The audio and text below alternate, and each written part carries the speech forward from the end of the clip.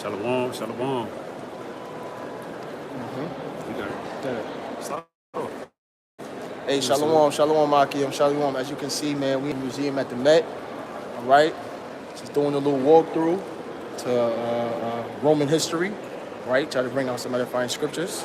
Sir. Right, just on the ship and on their monarchy, and how much of a damn devil these guys were, and how much affliction they put on Paul and Jake. But ultimately, to show you that the Lord is the one that puts people in power. The Lord is the one that put people in rulership. Understand that? All right? And we're going to show you that history. But first and foremost, we want to give all praises to Yahweh, by Shem Yahushua, by Shem Kakadash. Double honors to the apostles, great millstone who rule well. Special salutations to the hope for your elect, by Yahweh, the house of David, and to the scattered Israelites scattered across the four corners of the globe. Shalom. Priest Hawan Mayam. Shalom, shalom. Priest Karal Kakahan. That's right. All right. Priest Malagba. Priest Barzal Gabar. Priest Zayaf Anat, man. That's right. Shalom to you. Fine day, man. Let's get into these Roman bastards, man. Real quick, Ecclesiastes chapter 1, verse 8. It's 1 verse 9. It says and reads, the thing, because like the priest said, we walking through, paying around. This is all history, and the scriptures going to us that this society is Rome reincarnated. A revised Rome. Exactly. It's a revised version. So the thing that have been, it is which shall be. So this is the revived version, right? That which is done is that which shall be done, and there is no new thing under the sun. So you're going to see the repetitive culture, the reincarnation of the culture and the history of Rome that's being done in this current society right now. It says there is no remembrance of former things, neither shall there be any remembrance of things that are to come to those which shall come after.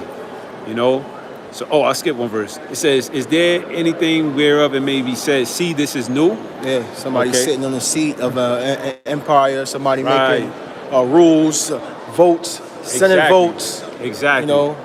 Exactly. Having vassal states, division amongst the rulers. Yeah. Having vassal states underneath them. Having people pay taxes. Yeah. The calendar. And these are things that are being repeated. It says, "See, this is new. It have been already of old time, which was before us." Spirit just picked up in here. Yeah, of course. It was very quiet. But this is what we're gonna walk through and show, and we're gonna go show you just how you got Jakes that's in them higher offices. You had Jakes that was in high offices inside of the Roman Empire that ruled as well. So we just going into how this is not new. It's not a new thing, right? Exactly. And this is the revised Rome that we in now. That's right. First thing we're gonna start off with is the second Esdras 11. Yeah. Let's look at this statue right here, because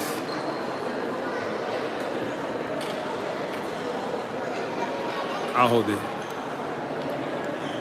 and you can break it down.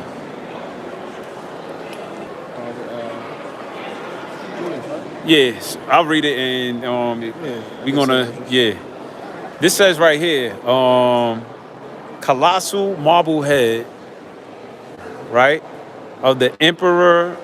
It says of the Emperor Augustus. Now we walk throughout this museum. They don't really show any trace Julius Caesar himself, but this is probably the beginning, most prominent beginning in the words where they mention about Julius, the Octavius, right? It says in 30 BC, Gaius Julius Caesar Octavianus, grandnephew and heir to Julius Caesar. All right, so this is pretty much the beginning period of where where we're gonna go into the Roman Caesars starting to rule, starting off with Julius Caesar. All right, and it says he became the master of the empire that Rome had amassed over 3 centuries. That is a dominant rulership. A century is 100 years.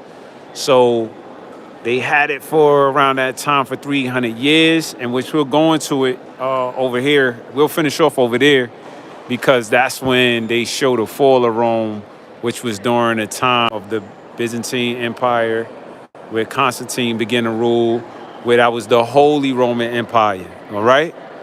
But just finishing off this right Why? here. Because we was looking for Julius Caesar. Yeah. As you gonna see in history, He they had static against Julius. crazy they static. wanted to take him out because of Right. his push for monarchy.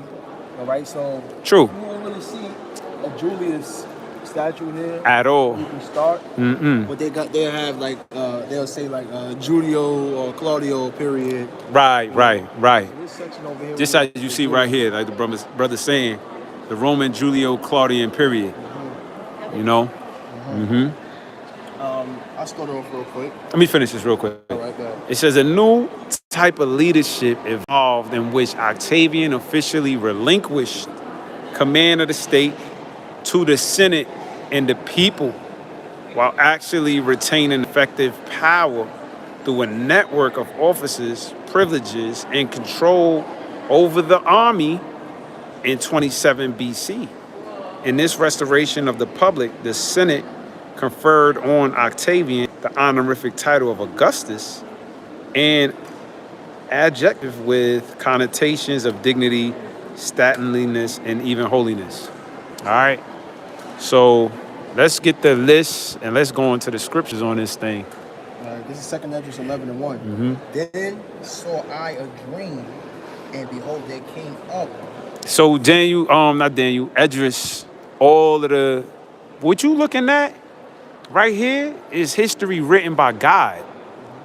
First and foremost, this whole museum is based upon a vision written by the Most High. He gave this vision to Esdras. So just imagine Esdras seeing all of these heads in here. He's seen this, but he's seen it in a vision looking as an eagle. And this is what the prophets from the apostles of GMS on down, they have broken down and gave us the history and the edification of this thing, man. You finished reading that? We finished reading that, yeah. You said that one, right? You want to start over here, right? Did you know? Yeah, we start over here, yeah. Go ahead, you got it. Then I saw a dream, and behold, there came up from the sea an eagle. That eagle represents what? Rome. Okay? And get Daniel the 7th chapter real quick. Yes, let's get, yeah. We got to break everything down. Daniel 7:7. And after this, I saw in the night visions, all right? Like the priest is mentioning to you. See, the prophets, they say night visions. They're seeing dreams. They're seeing most sides being shown in these empires. Showing them that rulership. They're writing these things down. Right? And that's all through the Holy Spirit. Right? It says, behold, a fourth beast. Now, why are they calling it beast? Because the system is devouring the people that's under it. Right. That's what the Edomites do. Yeah. They're beasts. Beasts like creatures. Right? It says the fourth beast, dreadful and terrorizable, laboring first, second, third, fourth beast, because the Most High is the ones that set up kings, put up one down. The motion comes from the Real quick, because you said that with beasts, I'm gonna get this in Ecclesiastes real quick, 3 and 18. You want to hold it? Okay. It says in Ecclesiastes 3 and 18, I said in my heart, my mind concerning the state of the sons of men, that God might manifest them to reveal unto them, that they might see that they themselves are beasts.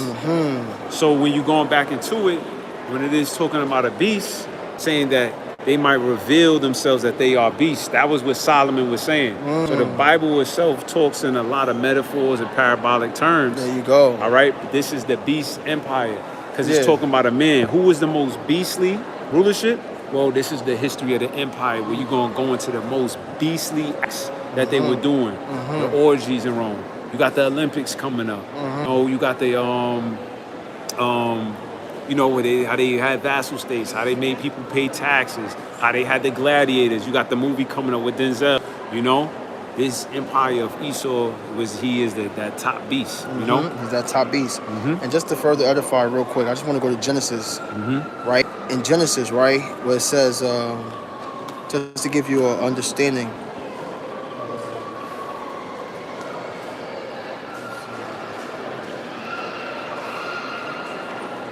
Oh, you're not holding it?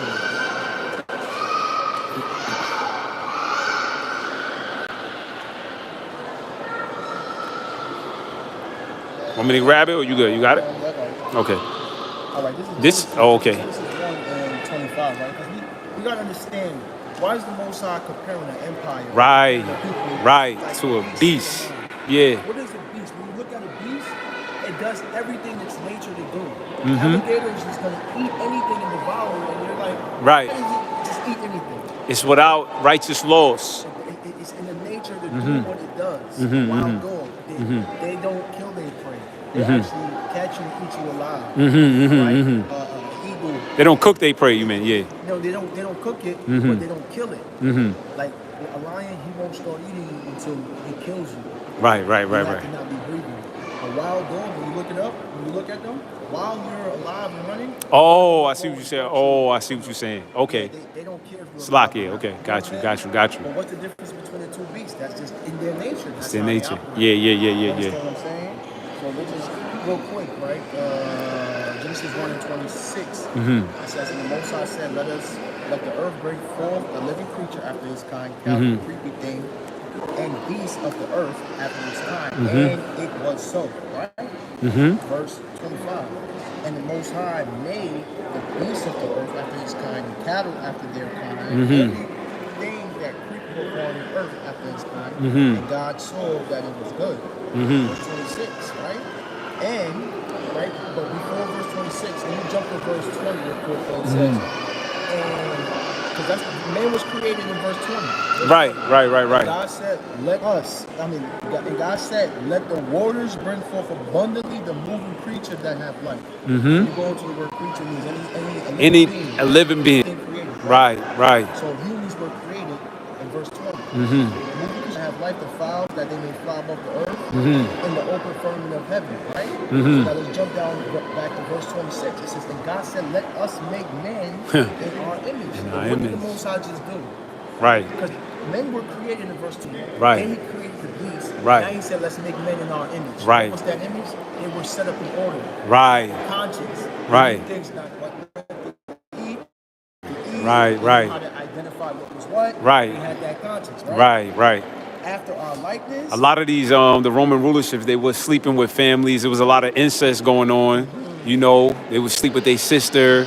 You know, and like we said, there was a lot of vile acts, orgies, and things like of that nature. So they were lawless. Yeah, they were lawless. Yeah. Each nature Right. that these empires were in, Right. they were created to be wicked in Right. their nature.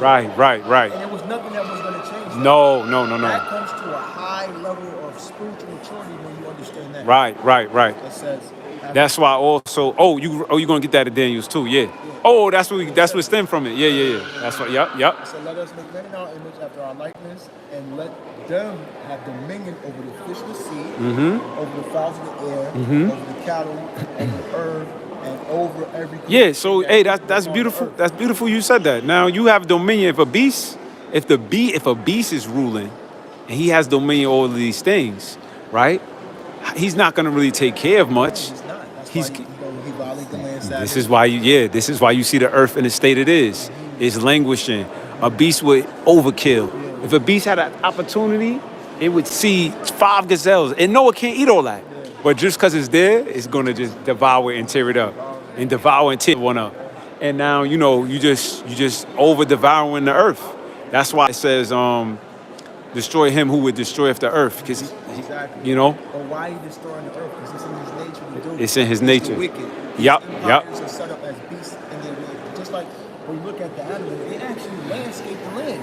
Right. But that's in their nature as they're going on their regular day. Right. So Eating the this grass. one's just living. Yeah. He's just going on his regular day. Yes. bombing, Destroying. Yes. destroying, deceptive. Yeah. Yep.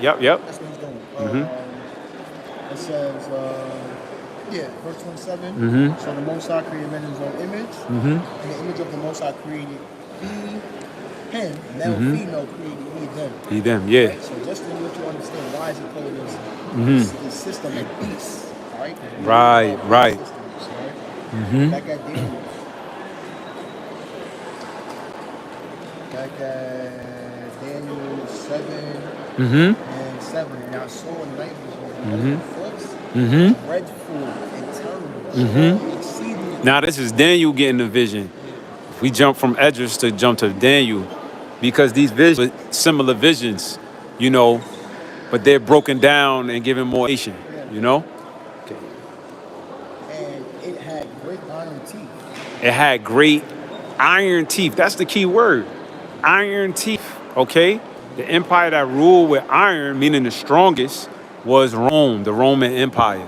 Okay? The Roman Empire represented the fourth beast that had iron teeth. And we're showing military operations. Um, Across anything. no, we didn't come across anything, but it probably will be, yeah, once we get over there near Augustus, matter of fact. Salakia. And it had great iron teeth. It devoured and break in pieces and stamped residue with his feet. Right, Feet of it. right. It started to, stamp the residue of the feet. It formed vassal states. It, people were put into subjections. People were put into other states, other countries, other nations, I meant to say, were put into subjection, having to pay taxes. Okay? That's why when you read about Luke, the second chapter, when our Lord Yahushua Mashiach, who the world ignorantly called Jesus Christ, was born, it says in a year of the taxes he was born. So we know he was born during the springtime. But that's just showing you that who had the dominant rulership. Okay? And that was during the time of what, Augustus Caesar, I believe. Let me see. Wanna tune into what he's saying? Oh, we could get him on some of these. Yeah, Excellent questions. we could get him on some of this. Yeah, we got a tour guide over there. Might hop up over there. Yes, Augustus Caesar. Luke 2:1, and it came to pass in those days that there went out a decree from Caesar Augustus that all the world should be taxed. So the Bible itself has history in it, okay? And it's showing you that what? That was the Roman Empire ruling, and they ruled by taxing, okay, the other nations in the world, okay? That's right. Yeah. Yeah. I got it. Okay. I sent you the information too. Oh, okay, come. It says, and it devoured and break in pieces and stamped the residue with his feet of it. That you just broke that down. And it was diverse from all the beasts that were before it. This was diverse from all the beasts. A lot of all the other beasts was ruling with the which we're gonna go into was monarchy, you know. But it started to change during the going from the into the Roman Empire, where they started to have the Senate houses, all right, and votes. set up votes, okay, and it wasn't the monarchy rulership. You wasn't ruled by who your father was. Exactly. It started to be a vote now. Exactly. Into power. Exactly. And you know what that means? That means that we need to set up puppets that's going to fit our narrative and fit our agenda. And where do they do a rulership like that today? America. Come on. That's where you got the votes and the polls, and the same thing comes from Rome. Yep. Right. So back at Second Esdras, right? Yeah. Let's have more. That was it. Back at Second Esdras. Walk over there, or Yeah. I'll hold it. Or you want the list? Yeah, you want to let's tune in real quick. We could get him on. You want to? Let's get him. I just want to see what you say. You want to see what he say right now? All right. Yeah, we can walk over here real quick, see what this the tour guide mentioning. She look like she painting something. Go around this area.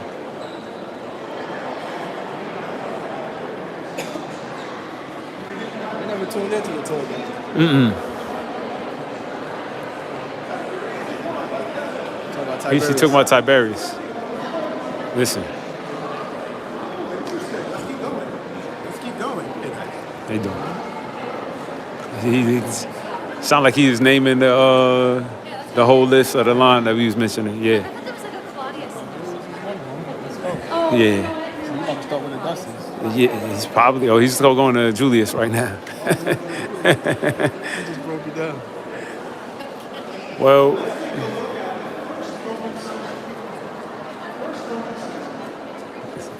Now, occasionally we're asked, why are some of these artifacts in the museum so large? Like, you see how monstrous it is? The suggestion is that a lot of times these artwork are made that large because it represents the greater or larger than life person that we represent. So we know that Augustus Caesar was the first Roman Caesar. We also know that he is connected to Bible prophecy being fulfilled.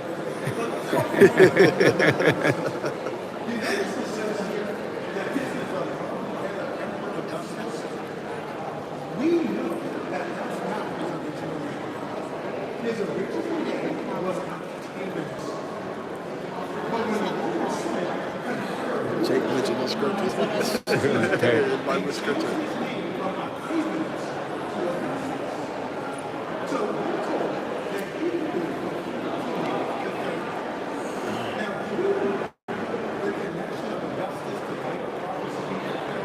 and it was even in our regional convention, it had to do with where Jesus was actually in. Remember that? You remember Joseph had to go back home because of the census? And as a result of going into Bethlehem, right, he was allowed to be born and walk on the earth. So he had a lot to do with prophecy. Now notice what it says. It says, in fact, we see engaged.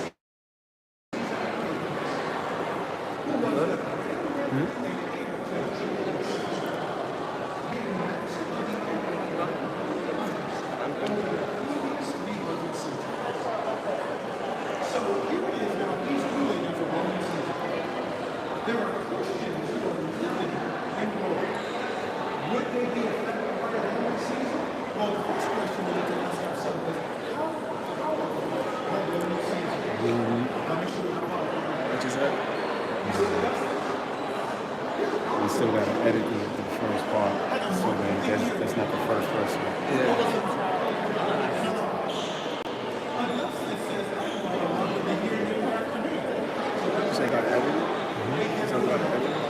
We got to go back to show that he's not the first. Has 31 days in his mouth. I wrote 31 days. Yeah.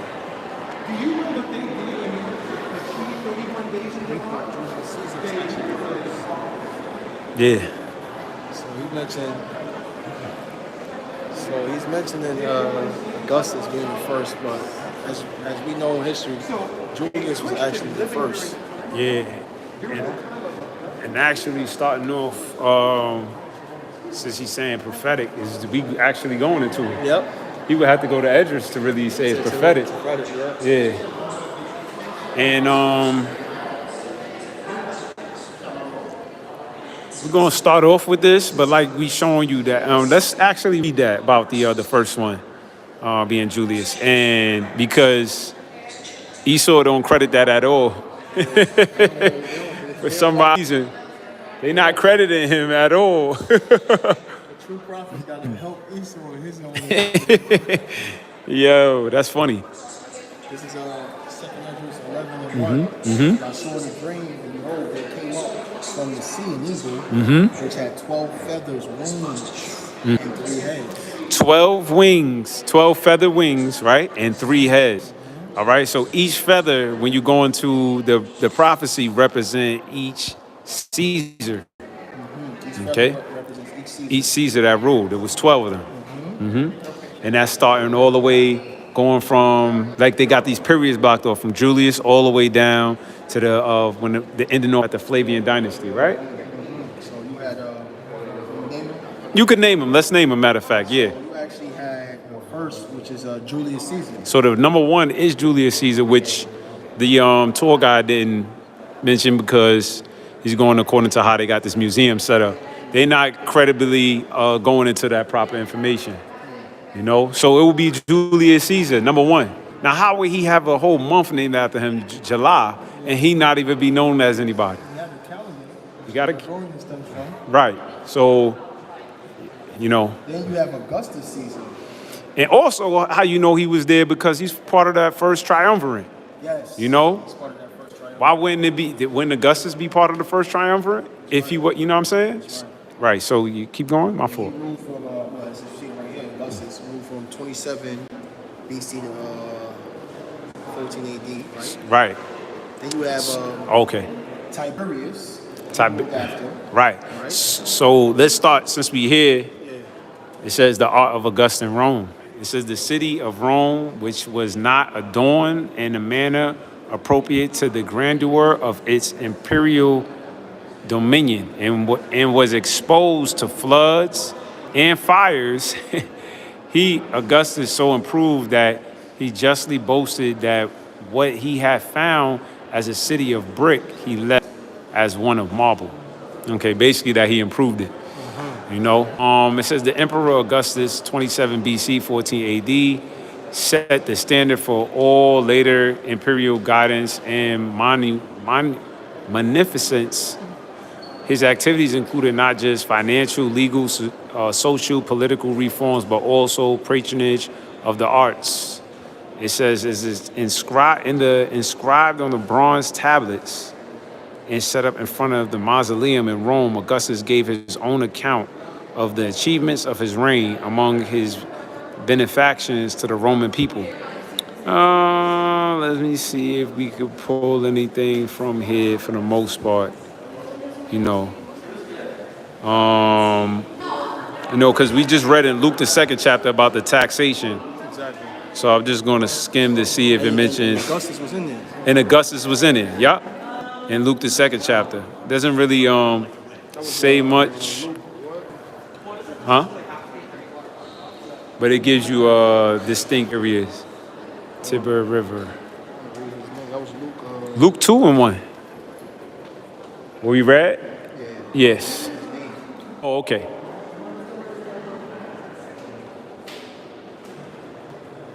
See, this is history, man. That is. Can't get around that. It says, Cannot. Vulnerable. That's his name. He's the first. See, like even the Blue Letter Bible. I picked up on like it says the first Roman emperor. Mm-hmm. But we know that's not. Mm-hmm.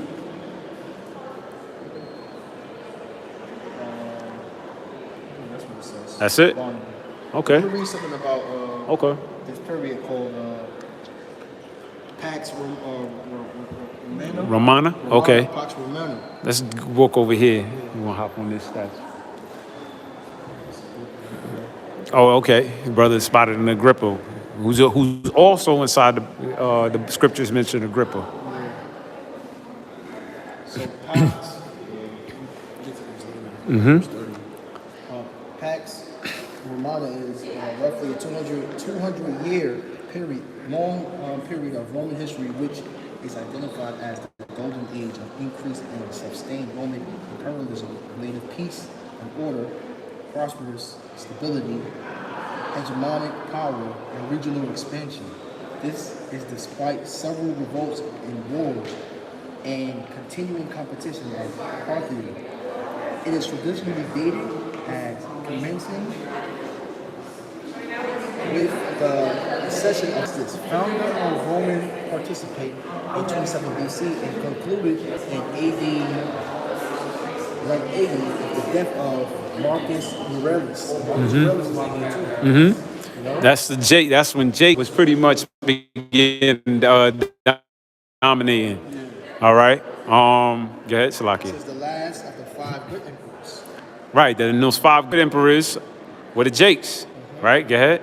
During this period, about 2 centuries, the Roman Empire achieved its greatest territorial extent. In AD 117, Emperor Tyrant and its population reached a maximum of up to 70 million people, which was around 33% of the world's population. All right. According to Cassius Dio, the dictatorial reign of Commodus later followed the year of the 5 emperors, and the crisis of the 3rd century marked a descent from a kingdom of gold to one of iron and rust. Check that out. So that's where you get the 4. Now check this out, y'all. Look at this right here. It says Augustus and the imperial family. Augustus was born as Gaius Octavius in 63 BC. He belonged by a virtue of his maternal grandmother to one of the more illustrious patrician families of Rome. So this was a high society Edomite family, right? It says the Julius Caesars, right? It says when he established himself as head of the state after the defeat of his rival Mark Antony in 31 BC, he found it necessary to tread a fine line between absolute despotism and power sharing with other men, all right, who under the public had come to look upon honors, privileges, and offices as their birthright, right? Augustus, in effect, became It says Primus entered Paris, the first amongst equals, using his prestige and influence rather than overt powers to direct affairs. It says the imperial imagery was used to underscore his preeminent position, and his portrait became ubiquitous throughout the empire. It says artistic representations also serve to introduce younger members of the Augustus family and promote the idea of an orderly succession. In this way, an imperial dynasty was created. So check this out. The Augustus descendants, it says the Julio Claudian, right, held power until the death of the Emperor Nero. So it's letting their dynasty, and it falls up under Nero. Now, we know spiritually, who's Nero in the reincarnation, dealing with who Donald Trump, right? It says in 68 AD. It says after the year of the four emperors, which we're gonna get into, right? Who had the actually. And then, Let's read the list. Yeah, let's read the list. Yeah, since we here and it's mentioning, it just jumped from Julian Claudians all the way down to the Emperor Nero. So let's see. This is actually where Edris seen. yeah, so you also had, after Augustus, you had Tiberius Tiberius. from AD 14 to 37, right? Okay. You Yep. had Caligula, Caligula, right? He ruled around AD 37 to which we just seen his statue out there. Right? We seen Caligula. Yeah, they have a statue in here. Right. Actually, yeah, we go over there and look at it. You want to look over there now? Let's go walk over there, yeah, because they got the Caligula statue inside of here. Tiberius, yeah. And then we'll come back over here. You know? Yeah, pull up Caligula information too. We're gonna pull up all these devils' history. And where you seen Caligula at over here, priest? It was over here, right? Yeah. I think right here. Check this out. That stuff ain't made up. It says the marble portrait bust of Emperor Gaius, known as Caligula, Roman Julio Claudian period, 3780 to 41. The portrait style, it says the portrait style created for Augustus was adopted by his family and immediate successors. All right, so this is still his family dynasty, all right? In order to stress the unity and continuity of the Julio-Claudian dynasty. It says the fine bust of Caligula has regular features and carefully designed look of hair similar to those portraits of Augustus. Here, however, the artist has also conveyed something of Caligula's vanity and cruelty and the proud turn of the head and the thin pursed lips. So they captured this. This is his proud look. They're letting you know that that's an Edomite proud look right there. This is the. Yeah, I'm gonna read something His about turned him, head what he's in it. most famous for. Yeah, go ahead. Caligula is remembered for his tyrant acts, Right. like executions of the senators and his rival, late Emperor Tiberius' grandson. So they were warring amongst their own family, Warring amongst themselves. just like you got today. Okay, with the Edomite families. Okay, you got the beasts. Okay, NATO, the EU, Russia. America. These are Edomite families that's warring. Okay, over position and power. Okay.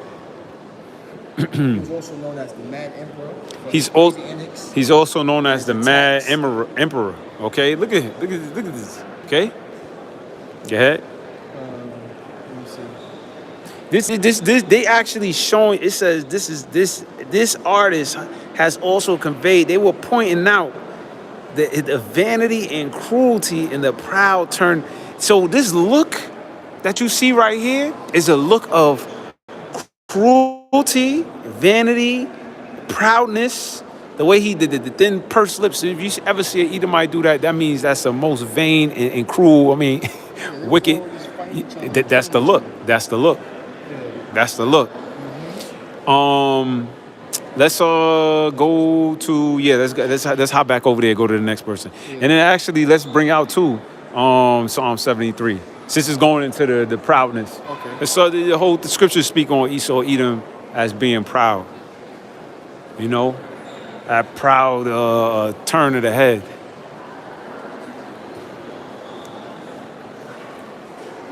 Got it? So Psalm 73. Yeah, we just say he's covered in pretty much like how he dressed himself in his clothed in violence. Yeah, that was a clothed in violence look that they were stating. This is Psalms 73 and Let me get straight to the point. Yeah, Psalm 73 and 6. Psalm 73 and 6. And 6 it said, therefore pride compasseth them about as a chain. Violence covereth them as a garment. Right, that's said the Mad Emperor, right? Who else was known as the wicked root of rulers? You know, just to show you that that Edomite energy was Antiochus Epiphanes, you know? So that covered them with violence as a garment. And it just showed that Caligula had a super proud look. It says,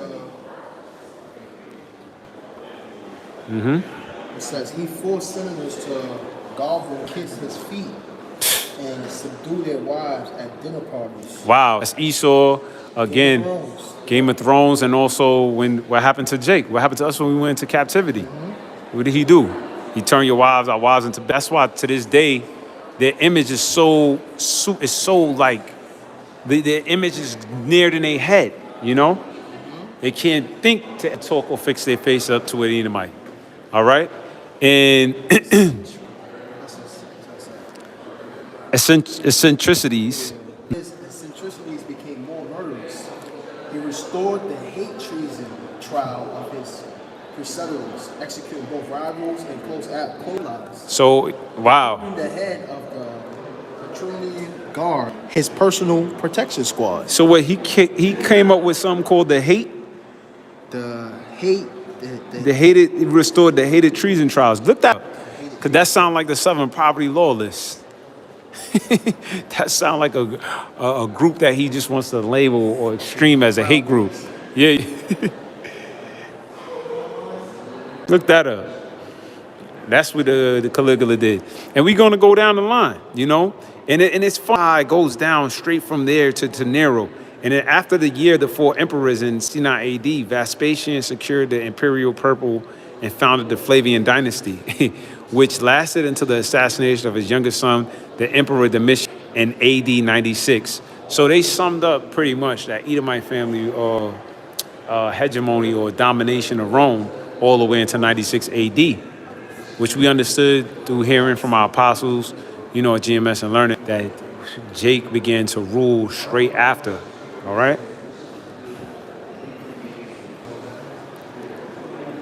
You got it or not? I'm looking for it to see. Okay. What is it?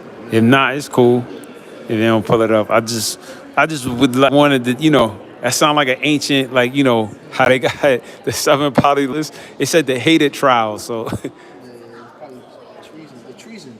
The hated treason trial. The hated treason trial. So. To set you up, he probably was Right. planting devices on people, calling them up. Now you've been mocked throughout all Rome. You mocked, yeah.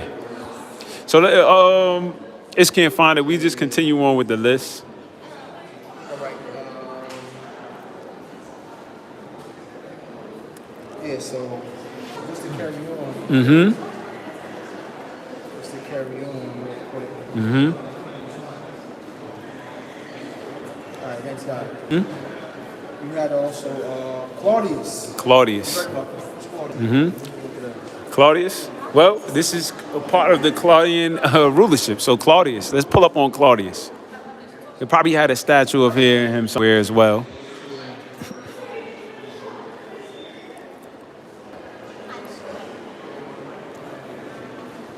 King Claudius shows that he is a villain himself. That's a straight Edomite, boy. Was just wicked as all hell. He said that he's just a villain. Shows himself. He shows himself as a villain. Oh, you know what? Let me go back to Psalms real quick. Right? Yeah. It says back at Psalm 73, 6, their eyes stand out with fatness, they have more than the heart can wish. Claim to fill all villains. Yeah, yes. True. Yeah. Like in Loki, Yeah. he was interrogating that dude. I'm a villain. Yeah. Torturing you, Right. turn you into a little square box. You know, regardless, it's gonna feel good whether I get the information or not. Verse 8, they are corrupt and speak wickedly concerning oppression. Right. So concerning the oppression and things that was going on, the taxation and the poverty and everything, that's beneath that. It's not. There's no empathetic spirituality. There's no empathetic bone into that body.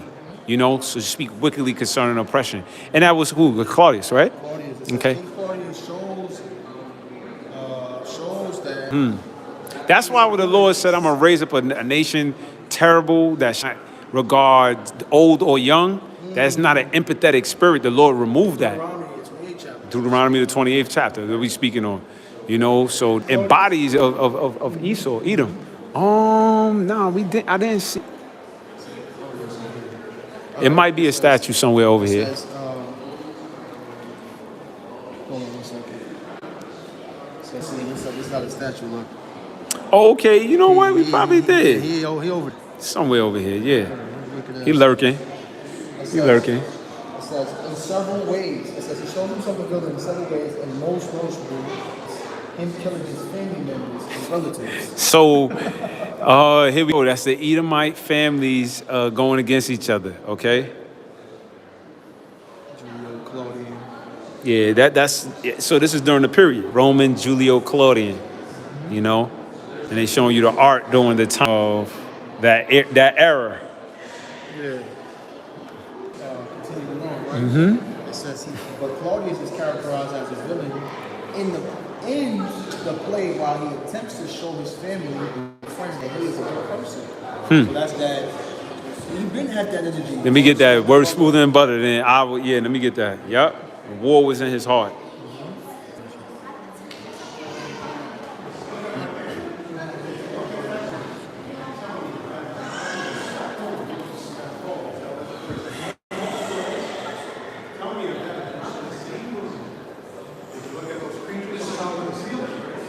Isaiah, this is Psalms 55 and 21. Those words of his mouth was smoother than butter, but war was in his heart.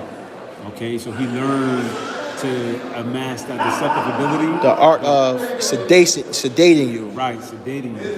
But still knowing that he's very violent. You want his name to ring bells that way. Yeah. It says his words were soft and oil, yet were they drawn swords.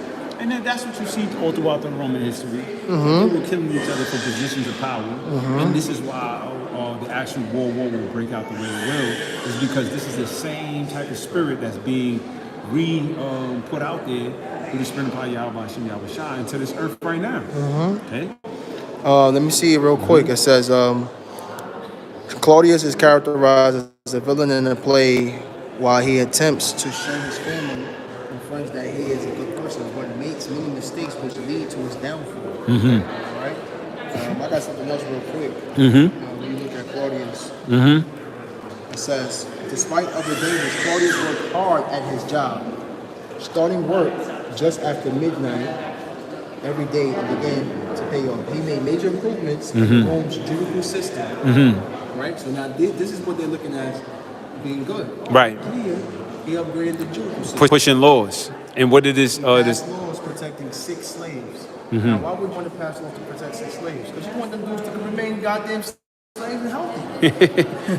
Right. That's right, so they could keep on working. That's that he shall Seek to please the poor. Right. He extended citizenship. What are they doing now? Migrants. Yeah, giving them citizenship. Extended To make Rome look good. Yeah. To make America look good. And increased women's privileges. Oh, That now. that's a fact. Yeah. That's major right there. So it's showing you the same thing, the same energy. And here we go. We got baby Trump right here. Look at my man Trump. This is baby Trump, bro. This is Nero as a child. So we got him. It says this boy identity is unknown. There's no inscription, but the high quality of the sculpture has often led to suggestions that he represent the Emperor Nero as a child, since Nero was already 13 years old in 50 AD.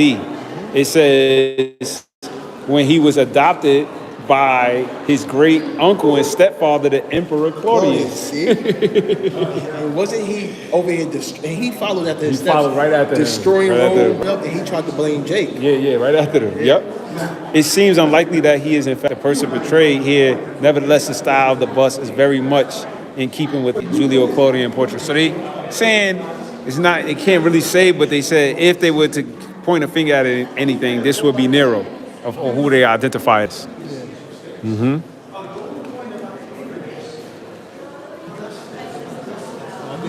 You see the faces over there. Oh, he did? That's the little, Oh, that's the Empire, yeah. yeah, let's go to the next. All right, yeah. Let me get to the next guy. So back at Psalm 73 and 9, it says, "They set their mouth against the heavens, their tongue walketh through the earth." That's it. The influence Influence, and the laws, yep. setting up embassies everywhere. This is the revised version. They're doing the same thing. It's always about extension, right? Like when we watched that video with Coca-Cola. It's the bird, yeah. Let me get the private jet. The bird, yeah. The bird got to spread its wings. I'm not just sitting here. I'm sitting next here. I'm sitting next there. Yeah. You know? We're going to drop in on a... Drop in on a...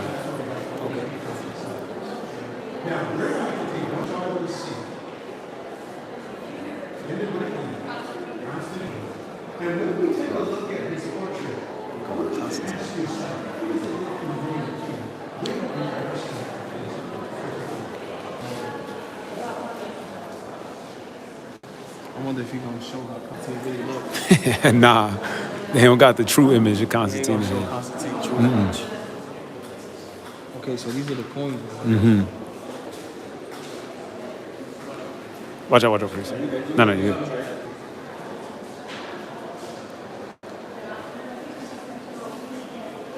Hey, he broke it down. I mean, pretty much, described that it got all of them, which it does. Nero. Caligula, Claudius, Tiberius, Nero, Vespasian, all right? Octavian, which went back to Augustus. Oh, Julius Caesar, yep. Okay, they did have, right here. Julius Gold Caesar. Oris of Julius Caesar. So he got a coin, he got all this, but they ain't got no credibility of him here. Yeah. But it does show you, okay, that he was ruling.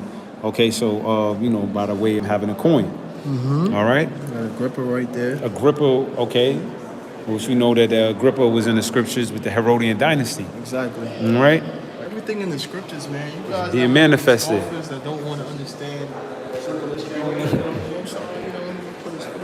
And yeah, and if all of on that these dudes has coins, then how is Paul writings not validated? Come on. So they found all of this stuff in Paul writings they found, but that's not credible? What the fuck is you guys saying? So why don't you come in here and say this is not credible? Yeah. You know what I mean? Because this is during the time of when they was around. Next guy, which we read upon, this is Claudius, we have Nero. Nero. Let's just look up some history on Nero. Nero, okay, and we just seen, that's funny you said that. We just We just seen Baby Nero. baby Nero over there. Since Okay. That's what it says. He had the gold coin of Nero right here. All right. What you was about to say? Happy is he had taken the little ones and dashed them into stone. Because Baby Nero was going to just grow up to be what? You look Yeah. at Baby Nero and you're like, oh, he's so cute. Yeah, let's I go know see he's it. going to grow to a full-grown being. Yeah. It's baby Nero, look at that. is he Blue eyes, Is he white, like innocent? Look at the ear's chipped too. The ear been chipped from that shot he took. yeah. So it says, however, like Claudia, before him, Nero had a dark side. Wow. This is a little, like you said, this little one was gonna come out and have a dark side. It's like Yeah. it's evident that emperor after emperor is just pure evil. Pure evil. Or there's gotta be the wicked family ruling. Like, come on. But it's so much credibility given unto this family They get to be put in these names. to be rebuked. His impulse begins as simple, extravagant. Before long, however, stories were circulating. Extravagant. Hey, Trump's start was extravagant. Trump Towers, Trump, all of his great name. You know what I'm saying? The buildings he had. His name started off very extravagant. When you think about it, luxuriness, That's how Trump started, right? It says, before long, however, stories were circulating that he seduced married women, young boys. And now we see where the Pizzagate and pedophilia. Hey, he was hanging out with what's that guy name who allegedly killed himself? Who they had on trial? Epstein, right? So I mean, it's not a surprise. It's not a surprise at all. It says, young boys, and that he castrated the married. He castrated and married a slave man. He also liked to wander the streets, murdering innocent people at random. Yo, Nero was a fucking He like when we went into the B system, he was just he's a beast, wandering the streets. You know where they show that? We watched Game of Thrones, the new one. The dude, he wanders the streets. Now I see that. Oh, you see the House of the Dragon? You know, he wanders the streets and goes into deal with a bunch of prostitutes and all types of behavior. It's like madness. But that's the behavior. It's showing you that. You know, even though that's they taking creating a fictional story based on like events that really happened. Yeah. You know. Pretty much, you know. Look, Marcus Aurelius. Hey, then that goes into the Jake. Hey, this is second century. Rome was the height at its power. This was when you start dealing with around Jake. Yeah. All right. Check this out. In the second Jewish revolt. This is how you know it was Jake, okay? Because you know who was the actual. It would be that we would say Hebrew, right? Or the Judean or. Right, is credited with the construction of innumerable temples and baths throughout the empire, and that's why that's when Jake came. Jake was ruling during those times. Who else is up here? After Nero, you got Galba. Galba, all right, Galba. Yeah, before we let's go back to Second Esdras. Back at Second Esdras. We're gonna go back to Second Esdras to show you the scriptures as well. Second Esdras 11 and 2. Yes, because this is all the influence from the Lord, man. This Esdras was moved by the Lord to write all of this, man. Look at this. He's seen all of this. All of this was in a vision. That was a snap of the finger. Go ahead. And I saw, behold, she spread her wings. She spread wings over all the earth. She spread her wings over all the earth, like you just said. Influence. She conquered the Asia Minor area. Okay, all right. That became Rome had influenced all culture. All right, and that's why you see the things you see right now. The Olympics is still an influence going on, and that's going on in Paris right now. Although that started from the Grecians, but we just saying those are still the Edomite. That was successors of the successors of Rome, is the Greeks.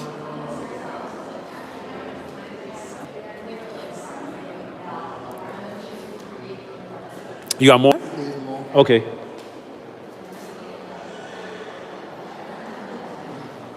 It says, Roman Empire, built on the legacy of other cultures, had a long-lasting influence, broad geographical reach, and a great range of cultural aspects, including state institutions. Let's go. Yep. State institution law. They got a Senate House still to this day, right? Laws, institution, the colleges. You still got the colleges. Still got the a lot of the teams, a lot of the fraternities. Yeah, got the Greek houses and stuff like that. The team names is based upon damn Rome, right? Yeah. It says values, religious beliefs. Okay, a lot of the Saturnalia and the Bacchus and the drinking people would do modern day Christmas. Those things home. Oh wow, yeah, check that out. Perfect. Right on. The Coliseum, right? You had it right in Circus, right? For watching dudes box all day. Yeah. Same thing today, And guess what? They promoting out of the boxing. How the Rome influences the influence of the culture going on because they doing that shit all the way in Dubai. It says bread and circus, such as was the daily diet of the urban mob in the city of Rome. So, what's the daily diet? Who's the modern urban areas who daily diet? Yo, you seen the game? Yo, you seen the match? Yo, you seen this person? That daily diet means that's something that you keep eating, you keep ingesting. all right, of what? Of the urban mob city of Rome. Who is that? Who is that? The same ones that still go about talking about, yo, did you see the basketball game? Yo, did you see, I bet he was going to have this. I bet he was going to have that. It's Jake, okay? Urban city, this is their daily diet. Yeah. And we being fed that same daily diet. That lets you know it's still the same system, right? It says at least, it says the Rome of the 1st century AD, at least, that is what one of the contemporary, the satirical poet Juvenal, would have us believe, certainly for 7 centuries, the games, both fighting in the arena and racing in the circus. Yo, you see in the movie, you seen in the movie, what's that movie? The book of, Clarence? the book of Clarence, they was racing horses. Yeah, it was racing horses. But it's like you had Jake hustling, Jake still actually, being caught up in the games, the follow. Hey, you was talking about boxing. Look at the boxing right there. Wow. Bronze hand of a boxer. See? Yeah, get that. Who are boxers now? So who the hell you thought was doing the same thing back then? Floyd Mayweather back in the reincarnation. Javante Davis back then. We know, even though it may Got not the show you the image of who gladiator helmets. who was the top guy, who's the top fighters now, who's Discus. discus, track and field, who's Noah Lyles type of dude. You got they all Jakes. Yeah. All right. So This influence started, and they started from spread there, that. but who is the ones doing it? It won't give you the image won't be seen, but it's not You a gotta coincidence that the ones who dominated it now will be the same ones who was the top bread and circus. Back then. And one of the things that Rome always did, Nah, you good.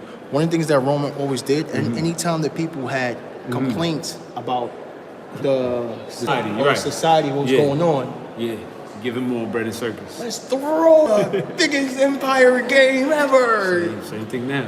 Bring out the gladiators, and that's why now he consistently March Madness, March Madness, playoffs, playoffs, NFL season, NFL and season. MLB. Check out the draft. Check out the draft. Olympics. Olympics. It don't stop. Tennis.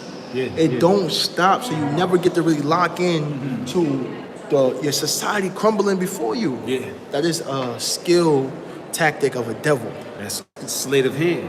Yeah. Hey, it says games will help not only Rome itself, but also many other cities throughout Italy and the empire. Let you know the influence was spread.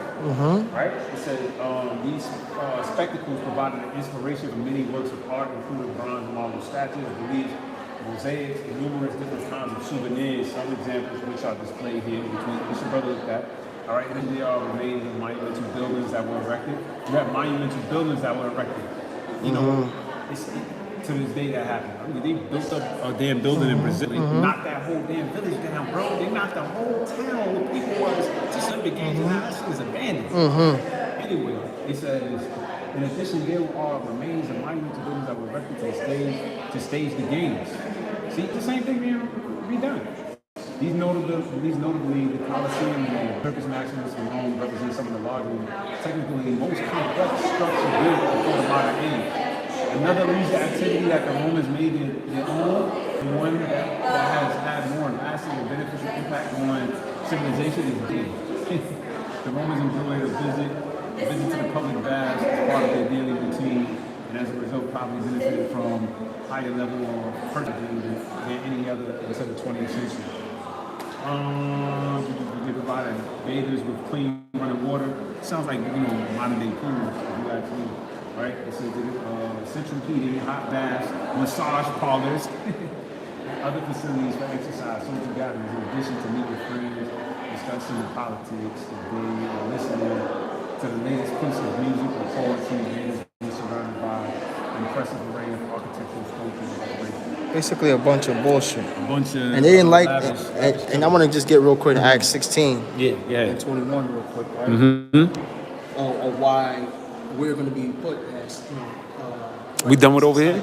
What's up? This over here. Let's see what this over here. Yeah. catch the visual. Some visions, yeah. Acts 16 and 21, it says, Oh, the army. Didn't you speak on the Roman army or something the like that? Roman army. Yeah. We talked about the Roman army. Things of that nature. But real quick, let's go back to Slack it. the influences that's ethics, state institutional laws, values, religious beliefs, technological advance, engineering, and language. They, Right, right. Latin is Very big. very big. It was wrote, and that's why when it was written in the inscription of the Lord's name, it was written in what? Hebrew, Greek, and Latin. Yep. To let you know the dominant influence. This Acts 16 and goes to the point, verse 20. And going to the magistrates, this is what they did to the men of the Lord, saying, these men being Jews do exceedingly trouble our city. And they look at brothers like that. We're troubling Babylon, we're troubling this revised Rome, right? Because we're telling people, no, don't follow this pagan tolerance. Don't follow this things back to this. Right. We're acknowledging who's the wicked and we're showing you who's the righteous. Right. Come back from the Lord, come back to the Lord, because the more you don't engage this Roman ways, yeah, yep. Right? It devalues It devalues it, yeah. That's like nobody really going to the Olympics. That's why a lot of them is to push the advertisements, or they got a lot of us because we got the flavor. So we're gonna gravitate more masses to it, you know. But yeah, if nobody's going to that, then there's no being made in that area, you know. So yeah, us speaking like that is a threat against it because the money and the flow and the influence. Overall, it's about the influence. That's what they care about. You know, people's minds is not believing in some sort of ways. It falls. Right.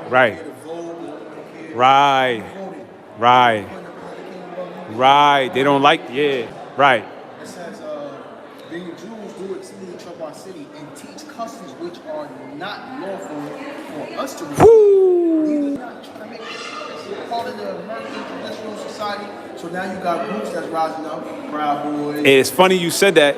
That's why they was saying the empire fell of Rome once Constantine started ruling. And we know that, you know, he went off, but still, he still was pushing more the Holy Roman Empire, you know? But he just made it induced with a little bit of the paganism mixed in there, you know? So he went off with a lot of things as well. But the point of it is that, like you said, that influence was totally gone. You got more on that? That's bad right there. That lets you know the word is a threat.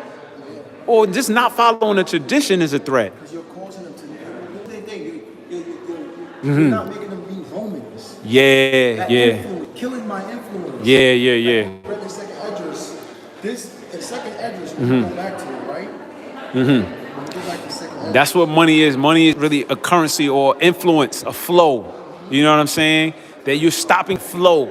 You know, you're stopping that influence. So it's not about the money. It's just the minds of people, you know? When you go back to second address 11 and 2, it says, and I saw and behold, she spread her wings over the earth. Oh, right. Winds of her blew on her and were gathered together. Right, they gathered all of the people through their influence.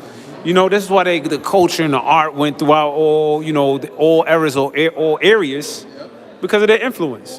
And when you do things like that, this is that we're running home, that you gather them, that influence, that feather that's flying over, you're putting them out of that feather. Now they're not under that feather. Right. That's what we possess being a woman. Right. Hey, these are some of the influences, right? The gods. Okay? Following after all of the Roman gods, you know? You know how it's so heavy to this day? What does Future call himself? He calls himself Young Pluto. You know? Look, it's of Mars. You know, Jay-Z had a song called Venus vs. Mars. That's a Roman thing. You know? Future, he called himself Pluto. That's a Roman thing. Hermes, with the Jake rock. Jake be rocking Hermes belt. That's still the Roman influence from their gods, you know? So the culture is still being pushed to this day, you know? Marble head of Hercules, you get the story of Hercules. Look, the statue of Neptune. Pharrell, the planets was named after, but Pharrell, he called his thing Neptune. Yep. The Neptunes, you know? Neptunes. See, that's the influence. The influence, right? But here we're here to cast that down, and how we cast that down is the scriptures real quick. This is Wisdom of Solomon 15 and 15. For they counted all the idols of the heathens to be gods, Right. which neither have used their eyes to see, noses to draw breath, nor ears to hear, nor fingers or hands to handle. Nope. And as for their feet, They are slow to Right. They blow. stuck. They've been stuck in here for centuries. Look at them. They through, finished. Y'all in captivity. How your guys is in captivity? Guys is in captivity. That guy's second Ezra, right? Hey, check this out. gonna read the Roman Yeah, Empire. the military. You know, Military. the military. You know, just real quick. It says the Roman army, real quick. It says the scenes of the battles, victories, parades, defeated enemies, and the fruits of the war, booty in the form of captives and trophies, are part of the common artistic stock of every age and culture. The Romans, however, because of the unprecedented scale and duration of the military success, have blessed us with a more extensive range of images that glorify their armies, generals than any other people. That's why it says they're gonna be different. And we read in Daniel's, it's gonna be different than the other beasts, because they conquered more, okay? It says that any other people, they invented two types of architectural monumental specifically to celebrate their victories. The victory of the column, triumphal arch, Trojans column in Rome is the most famous example of the former, but impressive arches are found not just in Rome, but also in many Italian and provincial cities. In the more remote and less developed areas of the empire, the army provided not only protection from attacks by hostile barbarians, but also the direct contact that the local population had with Roman civilization. In Scotland, for example, where the Romans constructed the defensive barrier known as the Antonine Wall in the mid-century and mid-2nd century AD, the army set workers decorated with figural reliefs and dedications to Roman gods. Likewise, many military tombstones bear not only finely carved inscriptions recording the career age and origin of the deceased, but also accurate representation of soldiers to full uniform. All right, yeah, man. I thought it would go into more of their, what they full weapons and things with. Yeah. But yeah, back at second Edges, keep going. Yeah, back at second Ezra. Keep it going, keep it going, keep it going. Second Ezra 11 and 3. It says, and I beheld, and out of the feathers it grew another contrary feathers. And they became little feathers and small. And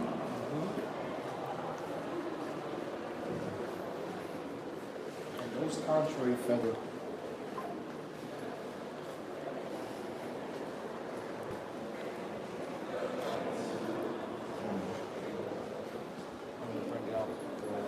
The ones that came small. Those were the ones that. Well, it's going to explain it. Matter of fact, in verse 23. We'll keep going. That says verse 4. But her heads were at rest. Right? The heads that were at rest. You go into the first triumvirate, It's first right, which is 3 heads. Which, matter of fact, let's pull that up. Since we were here, because they don't show Julius for a reason. Read it real quick. It says, but her heads were at rest. The head in the midst was greater than the other, yet rested with the residue. So the head in the midst is speaking on Julius Caesar. All right, and those ones were Julius, Sit right Pompey, here. and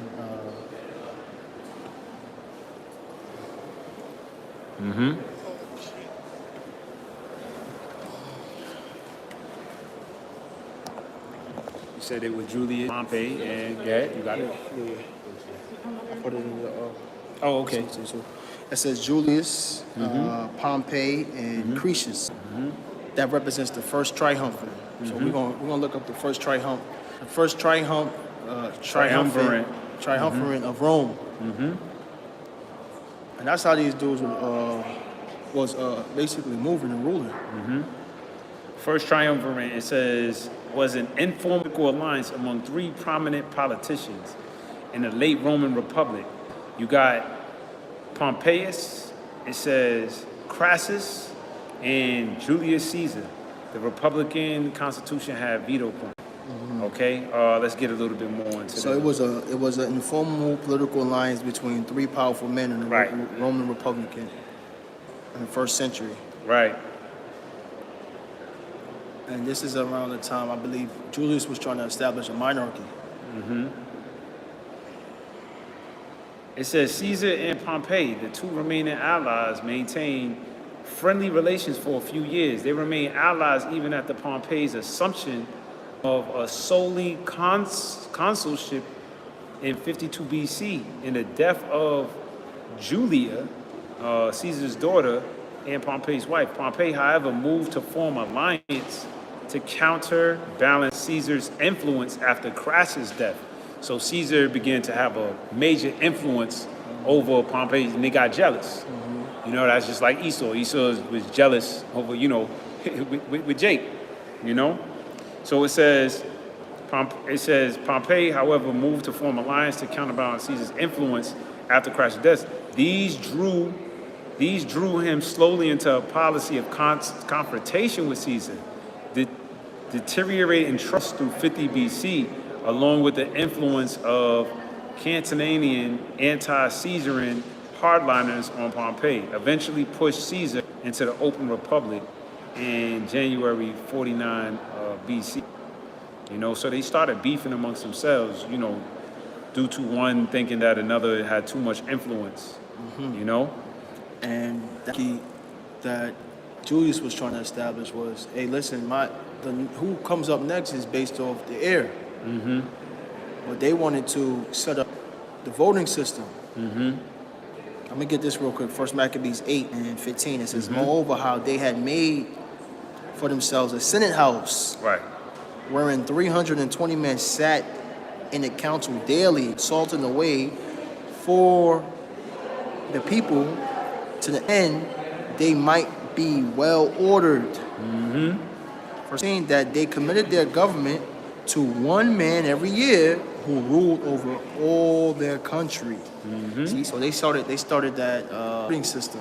You know, same thing like you got today in America. You know, you got the Republican and the Democrats. Right. You got them sitting in the Senate. One of the Right. damn Senate was getting his back blown out in the Senate House. Oh, yeah. Yep. It's wicked. Hey, that's the same spirit of Rome. Those are the same people Yeah, they would be inside of these houses, yeah. in the Senate House. Yeah. And that was just what we Although got we caught. know that would be their holy area. That was their holy. Yeah. That would be. That was theirs. But yeah. Because by you know, their standard, that's supposed to be a spot where laws Pass is being laws, put. yeah. It's like, So that's supposed to be unacceptable. yeah, right. But we understand what goes on in these damn houses. Right. Technically, it is the place for them to do it, you know? But based off their deception of who they display, who they are, and Right. what pray to It wouldn't be done the there. majority of the people. You know? It wouldn't or shouldn't be done there, yeah. be done. Based upon what they show. Yeah. All So right. finishing on, it says, and that all were obedient to that one, and that there was neither envy nor emulation among them. All right, That was it? that was it on that. Okay. The next one is what? I'm gonna keep next reading. verse, yeah. I'm gonna keep reading real quick. Then Did we finish the 12? No, we're gonna go to them. Okay, I just we're gonna go to them. I wanted Okay, to read okay. to get to them real quick. Let me see.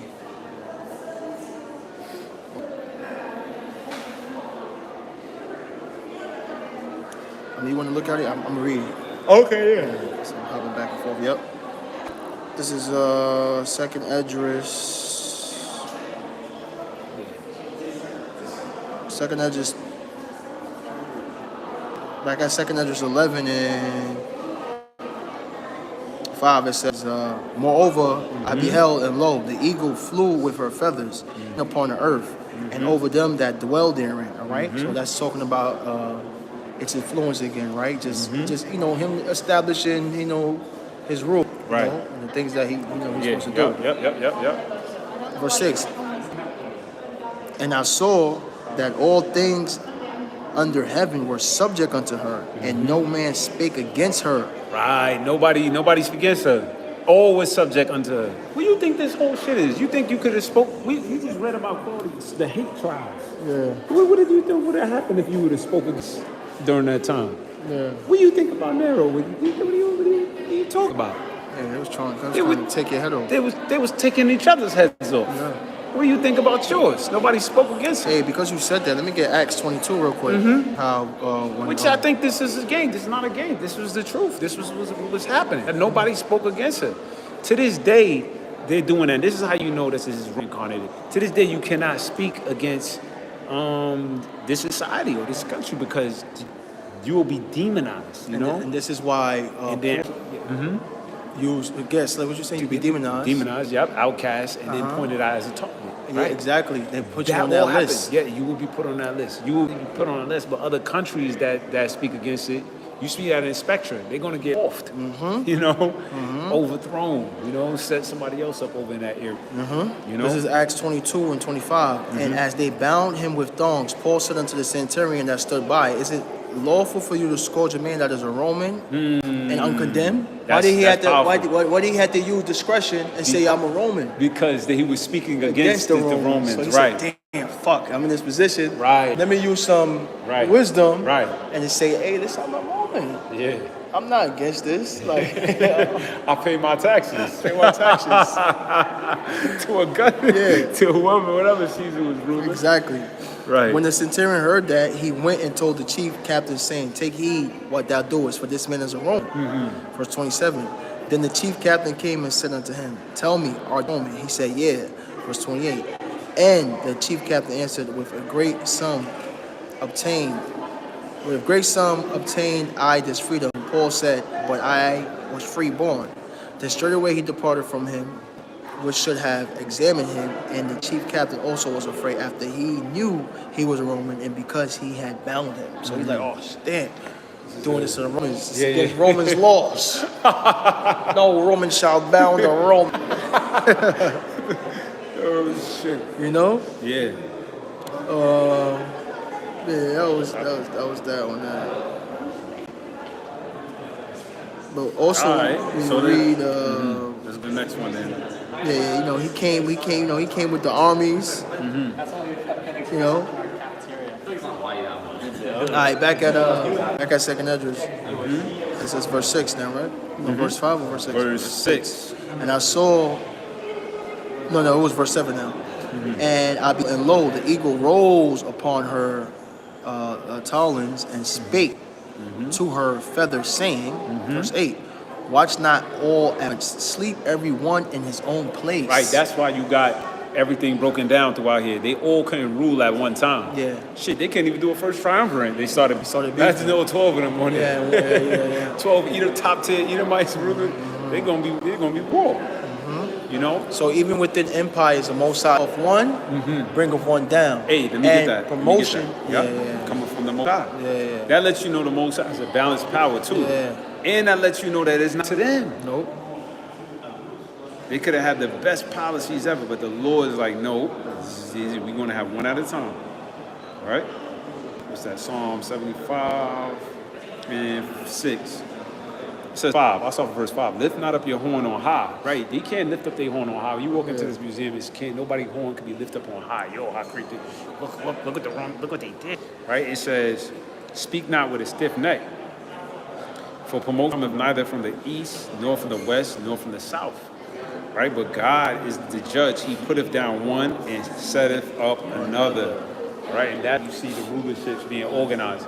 Throughout this whole museum, actually, when we really came here a while ago, we started from the Etruscans and went into the Greeks, you know, and then now we have Romans. And then within the Roman society, you got different Caesars that rule. Yeah. All of that was by the hand of the Lord. The reason why we going, and how you know it was the Lord, because it was written as we reading it in 2nd Esdras 11. Exactly. You know? Beautiful scripture. So that's what it says. Sleep everyone, right? Verse 7. And I beheld, and lo, the eagle rose up on her talons and spake to her feathers, saying, verse 8, watch not all at once. Meaning what? You're all not going to be ruling at one time. All right? The Lord puts specific times for specific individuals to rule. And that's how we know the second coming of Nero is pretty much on the hands of Trump. You know, they has a set time of rule. So is it the people voting and stuff, things of that nature? Nope. No. It's really up not to the up Lord. them. It's not The up to them vote's already voting. set. The vote is set by the Most High. Already chose to elect demons. Yeah, like movie Loki, he who remains. He It's who all made- written. I already written this. I Oh, already that's know right. who's going to be next, who's going to do this, and who's going to do that. Yeah. All So- of the other part is part of the confusion and the Exactly. to get the people minds. The emotions. Exactly. Yeah. And they thought they was fighting against him. He said, I wrote that too. Just like in the book of Exodus, the 13th chapter. The Most High Right. wrote it already for them to gonna fight be- against Yahushua Yeah, when he come yeah, back. yeah, All that yeah. is written. It's all written. Verse 8, it says, watch not all at once, everyone in his own place, and watch by course. Verse 8. Verse 9, but let heads be, Sleep everyone is on pace. I mean, they're going to die. They're going to, but let the heads be preserved for the last. Yeah, That's the second triumvirate that's going to come. Yeah, because they're gonna be preserved for their period of time. Verse 10, and I beheld, and lo, the voice went out. The voice went not out of her heads, but from the midst of her body. Verse 11, and I numbered her contrary feathers, and behold, there were 8 of them. Now, the contrary feathers are saying there were 8 of them. That's not speaking on an additional 8. That Right. is the 8 within the 12. Right. Let's actually read them. Where we Yeah. at with them? Oh, no. Okay. You want to get to them? Yeah, you want to yeah. get to them. Okay. Yep. my fault. Now you good. Verse 12. And those contrary 8 they didn't rule. One of those Roman rulers didn't rule for much long. Their shit wasn't too long. Right? Verse 12. And I looked, and behold, on the right side there arose one feather and reigned over all the earth. Now that's talking about Julius Caesar.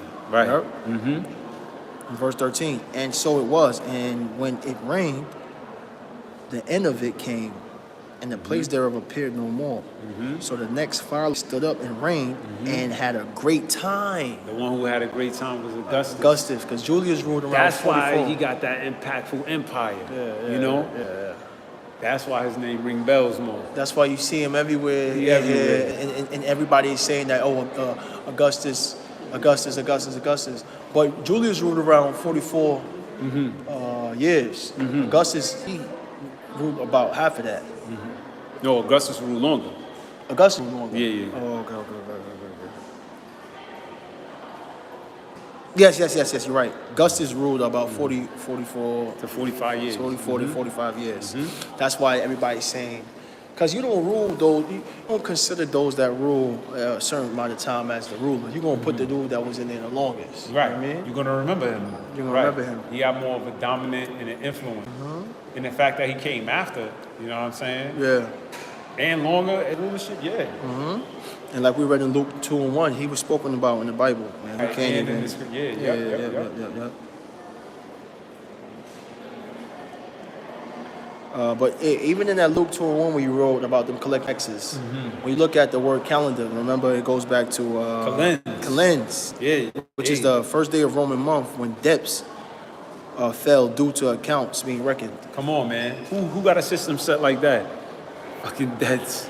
Gotta pay your bill. The debts, they're gonna, debt collectors and stuff. This is the same system. Same shit. Hey, get that real quick. Daniel 7 about the little horn. Because this place is an extension.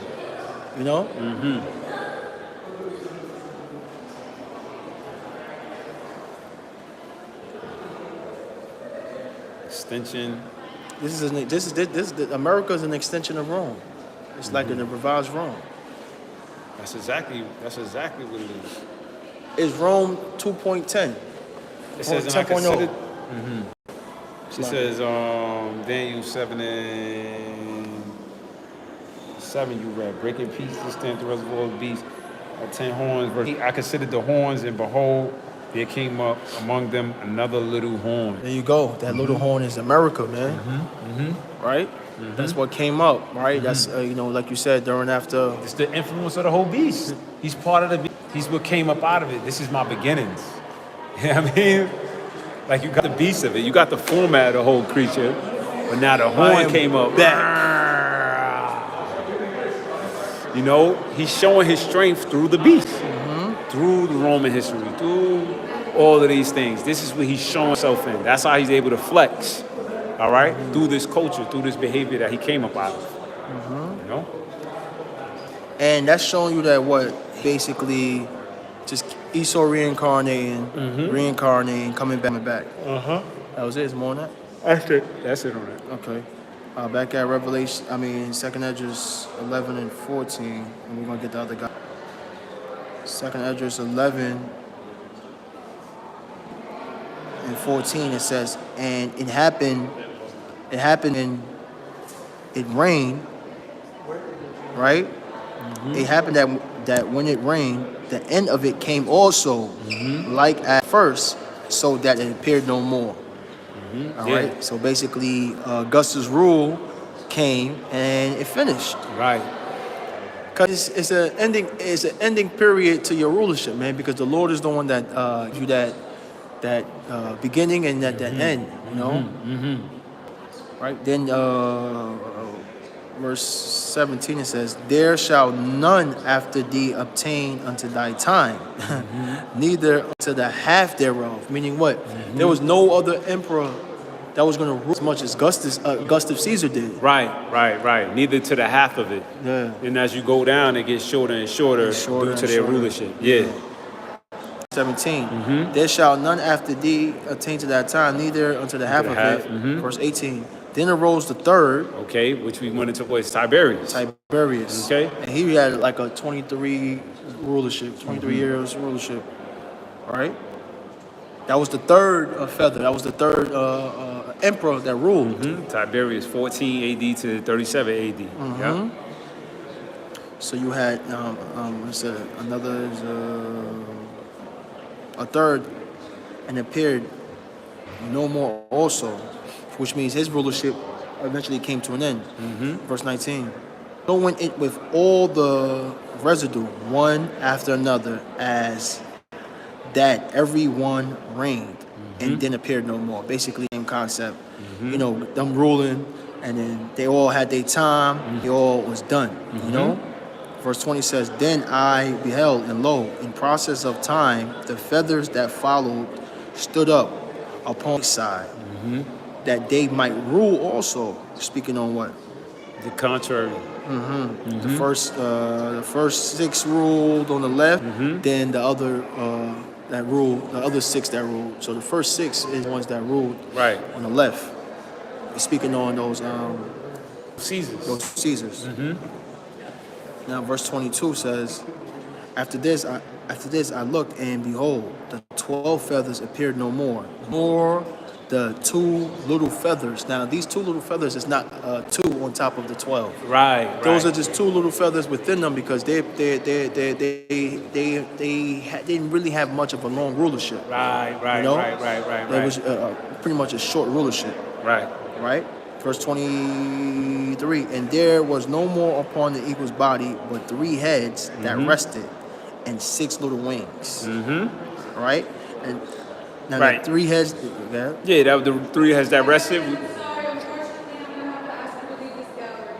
Okay, they're closing this gallery. It was the first triumvirate that ended. So the second triumvirate would be the next one to come. Yep. You know? I don't know if they close. It's about to be 5, yeah. Well, it's a lot here. Thomas is closed. The museum itself. It's not closed at 9. Oh, but this gallery is closed. All the Rome area. Oh, okay. I think she's saying this whole one right here. Yeah. Oh, get some more visuals around here. Yeah.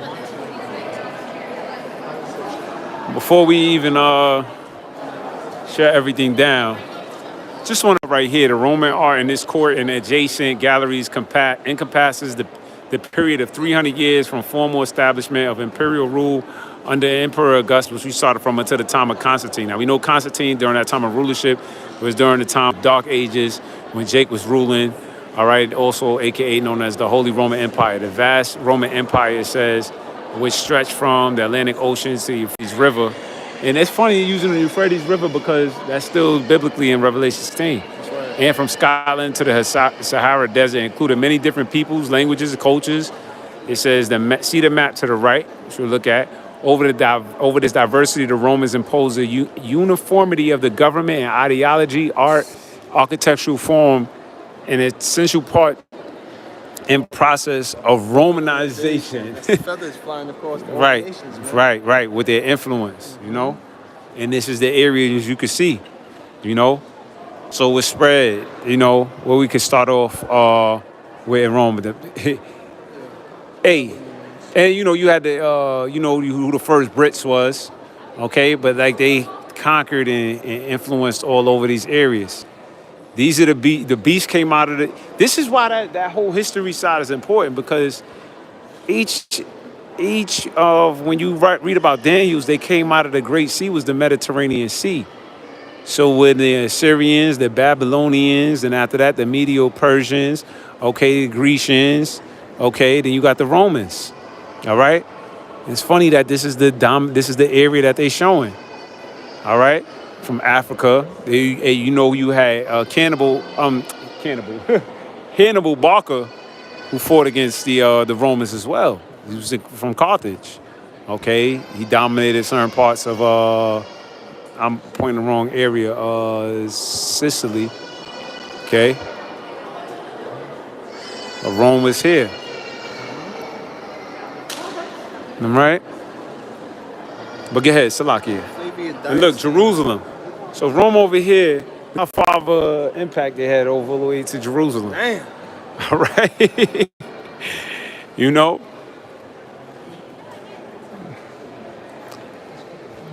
And the Red Sea.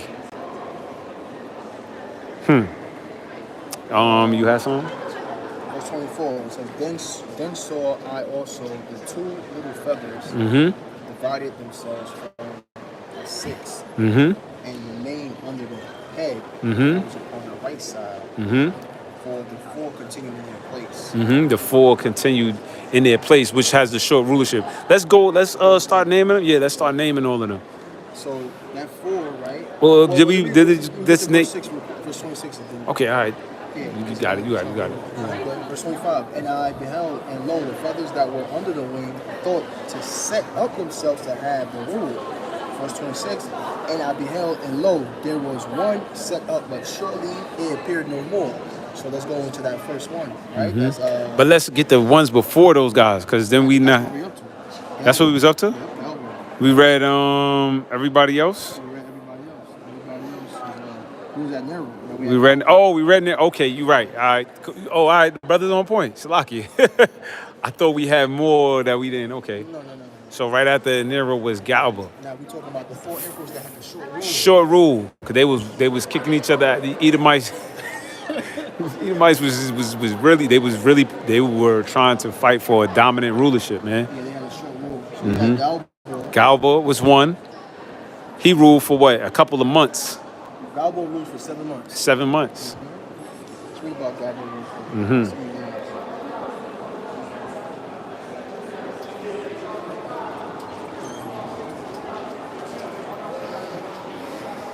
See if I can find anything in Galba. The worst Roman emperors, mad, bad, and dangerous to know. Galba is in one of them. He's one of them. Galba. Check that out. Go ahead. Let me see if I see something. The next one is. The next one is this is enough. Let's see if this list can put them up. Okay. The worst Roman emperors, mad, bad, and dangerous to know. They got Tiberius. He's really old there. Caligula. Nero. We read about, yep. We read about them. And Nero had a lot to do with the burning of Rome and blaming it on Jakes. the Jakes. They would say the Christians to get them out of there, but it was Jake's so-called the Southern Kingdom that was ruling, so-called blacks, Negroes, okay, to get them up out of the kingdom. Blame the whole burning, you know. And what you think they're gonna do with this whole situation with this girl Sonia that got killed, with Trump being in it? They're gonna cause another uproar, you know what I mean? And you know, societal disorientation, you know, and start pointing the fingers, you know.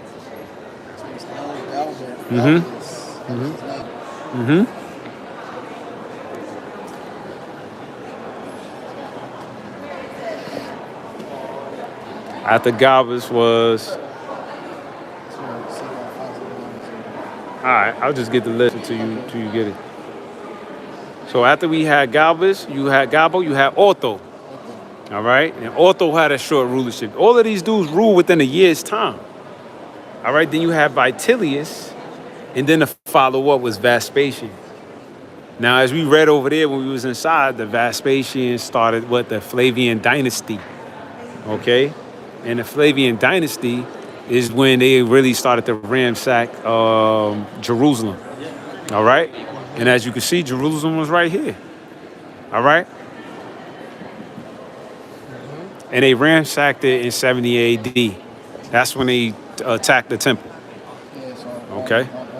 On Galbalus, it says, is said to have engaged in shocking acts of sexual perversion, such as prostituting himself in the streets and forcing women to have sex with him in public.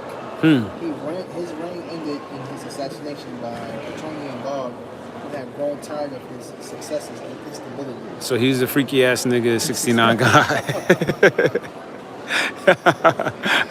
Run for your life. That's what he was into, you know, pure beaks in the street, in the streets of Rome. Don't be outside. Don't be outside. Don't be outside. That's it? Yeah, that was Okay. All right. You had, Otto. Yeah, I mentioned Otto, Vitellius, and then Vespasian. You know,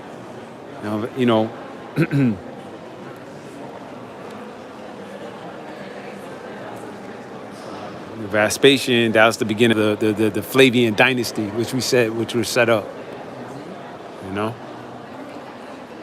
Want me to keep going on that? Not yeah. On the script. Well, it says to keep going on the 12. It says at the Vespasian was Titus, right, and then you had Domitian to end it off, and that's who finished off with 96 A.D. Okay. And just some history to know. Vespasian was actually under Nero. He was actually under Nero during the whole burning of Rome. You know that when I looked up that name, that was Galbalus. This is Galbalus right here. Oh, okay. Because it actually says it. Block it. I just wanted to make sure I got it right. See, even the righteous thing is to correct you. We disregard those acts. That wasn't Galban. That was a Okay. But you still damn Edomite devil anyway. Right. See, we're gonna correct your history. right. Like Let me get a move over. Yeah. Go ahead. You got it. So Galba, the outbreak of revolt, Galba realized how bad, in his opinion, his rule was and how high a degree of public this content was. So it says when you look up Galba, it says Galba was a Roman empire ruling from AD 68 to 69. He was the first emperor to get out of 4 emperors. He assumed the throne following Emperor Nero's suicide. Right. Those 4 emperors. Right. This is the Galba that is talking This is Galba, yeah, that is talking about, right. I think I seen his statue. He Might be in here, hiding somewhere, lurking. I seen his, Have his body chopped off somewhere. his face right there. I don't know. You see? Yes. Nah, that's not him. I seen that nigga. Might be somewhere over here. Galba in here hiding. Let me look up some more information on the other ones. You can. If not, it's yeah, do whatever you want to do, brother. You got it. Ortho was next. Vitellius and Vespasian. We could definitely go into Vespasian. Yeah. Otho. Let me see if I can find his name. Otho. Because these other guys were short. They were short rules. So, Otho, what he was known for. It says Otho was a Roman Empire from January to April 69 CE. Immediately after the assassination of Galba, Otho, the governor of Bithynia, was proclaimed emperor by the army. So now it's going in that order, showing you, history. right. Now look, Otho Roman Empire ruling for 3 months. That was the next short period. Short period. Galba ruled for 7 months. Right. You know? So 3, and then the next one ruled for like a month. Vitellius. Yeah, he was the second emperor of the year of the 4 emperors. Right. So after him, you said Vitellius. Vitellius. Except, Yeah, you probably seen him in yeah, here. we saw him. Yeah. I was a nasty motherfucker too. He's a Roman of the 8 months. He's a Roman Empire princess for 8 months. But it says, let me see. He's known for, Roman Emperor, the last of Neros. 3 short-lived successors. How to the son of the Emperor Claudius. It says, who consult 3 times. Himself became You know, it's cool. It's probably not much gonna be. You know, you got to show a rule. Yeah, sure rule. You don't really much to say about Yeah. it, but hey, devil.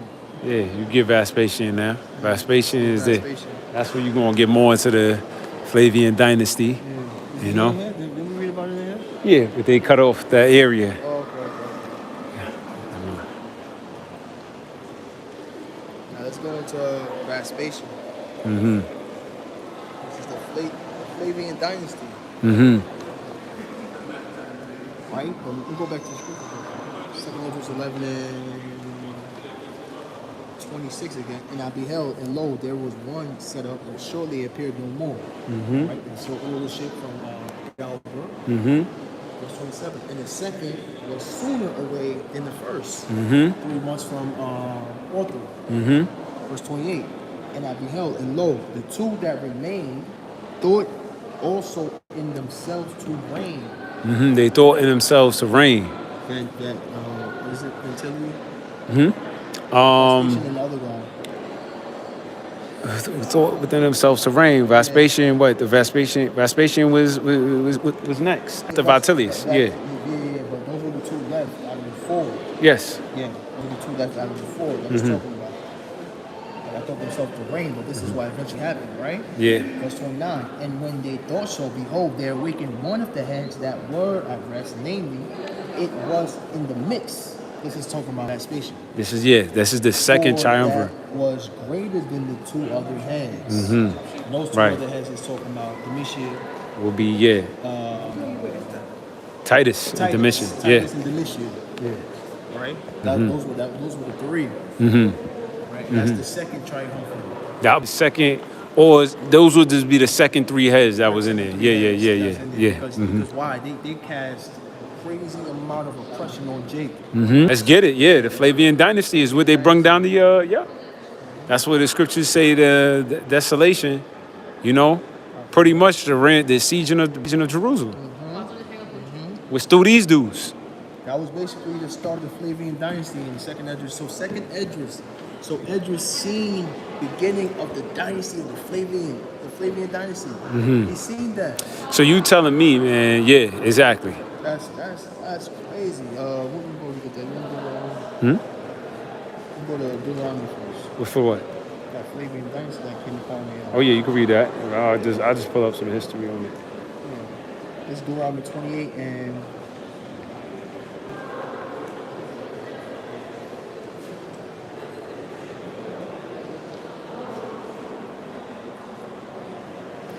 It says the Flavian dynasty is perhaps best known for its vast construction program in the city of Rome, intended to restore the capital from the damage it had suffered during the Great Fire of 64 and the Civil War of 69. So there was a civil war. It's a civil war. Civil War. In Rome in 69. Storming the capital. Vespasian added the Temple of Peace and the Temple to the divide Claudius. All right? And we get the.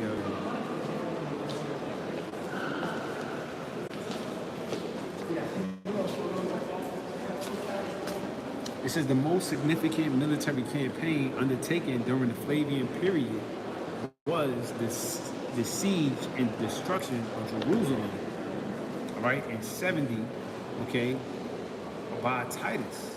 It was responded to a failed Jewish rebellion in 66. So we just said there was a 60. It says a rebellion in 66. There was a civil war in 69, and in 70 we ransacked Jerusalem. Contemporary estimates claim that 1,100,000 people were killed during the siege, of which the majority were Jewish. And we know those were Jakes. They were Jews. They were Jews in the city. Yeah. Okay? Now, when you get Deuteronomy 28, look at one of the curses, right? In 28 and 49. Yahweh shall bring a nation against thee from far. From far. We just showed on the map. You see, you seen in the map? Yeah, they were distance away. Distance away, right? The From waters. the ends of the earth. That was from the ends of the earth. As swift as the eagle flight. Now we understand what eagles that's talking about. Hey, that's beautiful. Because Second it's Esdras not 11. just- Then, there you go. They're Perfect. eagle. That's spot on, A brother. nation whose tongue thou wilt not understand. You can speak that language. You speak in Hebrew, these dudes speak in Latin, you know. You know what I'm saying? And then, you know, you're not understanding the language they speaking. And then come modern day terms, you know, you speak another language and they speak in English. You know, once, and that period, which you might not even get into, was when they, after them 1,000 years, when they got loosed again. Because inside of, well, let me not even fall off. Go ahead. Yeah. Yeah. Yeah, we're going. Because the Flavian dynasty, like, it was, That was pretty much the ending of Esau being the face. The face. face. Verse 50. A nation of fierce countenance. A nation of fierce continents. We showed you the military, yep. We shall not regard a person of old, nor favor to the young. And we showed you how Yep. they was raping the kids. Yep. He was looking at these empires, they was doing a lot of evil No, acts. no empathy, yeah. No empathy. But where do you think Vespasian, Domitian, and Titus get their energy from? Orchestrating that pain. Right. Surrounding Jerusalem, cutting off Right, all right. water, all food supply. To the Right. point where Jake, like, they started to cannibalism. Right, Like, right, they right. eat this stuff, you know? Right. That says, verse 51, and he shall eat the fruit of thy cattle and the fruit of thy land until thou be destroyed, which also shall have leave be the corn, wine, or oil, and the beasts of thy kin, or flocks of thy sheep, until he had destroyed you. And Right. What happened when he destroyed you guys? That's what Yahweh shot what he said. He said, hey, when you see the abomination of desolation, Flee ye. into the mountains. Right. And this is how you had Jake ended up hiding in the Western parts of Africa, right. Africa, Right. mingled amongst the Hamitic tribes because of their dogs. Right. Okay? And that's where now the confusion comes in, where people's like, oh, we're African. Oh, how you among them? Right. Right? Verse 52. Because of that whole Flavian dynasty. Exactly. Verse 52. Because it don't make sense if you're saying that those Jews were so-called white men And they didn't flee and they didn't flee. amongst the Africans. And if they did flee amongst the Africans, why would you go there like as a kid? You know what I mean? Yeah, spot them and know who's who. Yeah. They would have came here to the Americas. Yeah. They would have been on a cargo slave ships. But they weren't. They weren't. They were getting those, they was paying for them cargo slave ships. Verse 50. And he shall besiege thee in all thy gates until thy high and Look fierce ahead. walls come down. See that? Sorry. Besiege thee into like the high. That's why they couldn't get amongst Jake. Right. Jake wouldn't let them in. Right. So they starved them out. They set up camp around outside. Yep. Right? High and fence walls come down, wherein thou trustest throughout all thy land. He shall besiege thee in all thy gates, in all thy land, which the Lord thy God hath given thee. Right? And this is the verse 53. Look at this proud devil. Look at this nigga just sitting here. Listen, look at this. Who the hell is this? Buzz bearded man. Bearded man. See, but these is during the time where Jake was ruling, so a lot of them was supposed to be Jake's. Like you got in here the Severin family from the Septimius Severus. Yeah. All right, they show you that in here. Salakia, but go ahead, No, brother. you're good. Yeah, you gotta catch something.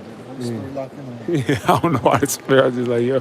Verse 53 says, "And thou shalt eat the fruit of thy own body." And this is where the cannibalism started in Jerusalem.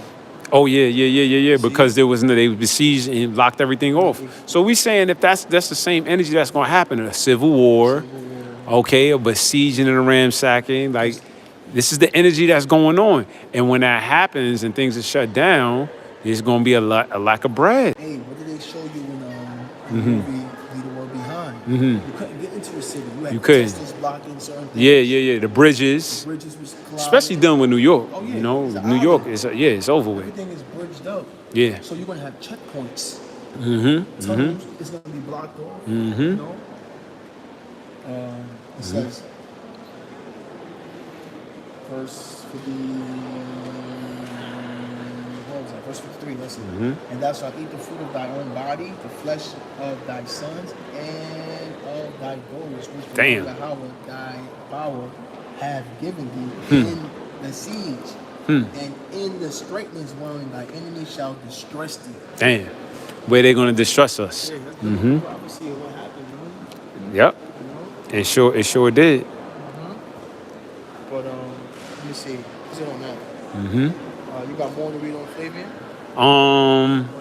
Straight to Revelation and start. You know what? Yeah, let's go straight to Revelations because after the Flavian fell, and the next was going to come was Jake. All right, and over here we got some images of some Jakes that became in power.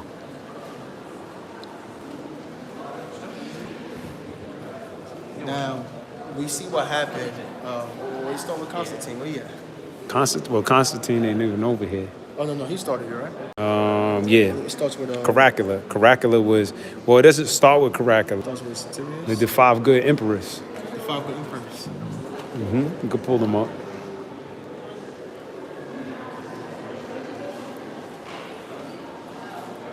Oh, yeah, okay. The five good emperors, they were the succession. They reigned right after things started to fall apart for the Flavian dynasty. Was Nerva, then you had Hadrian, then you had Antonius Pius, and you had Marcus Aurelius. Marcus All right. Aurelius. Marcus Aurelius, right here, Caracalla took the official name Marcus Aurelius and Antonius Pius as part of the Severian dynasty.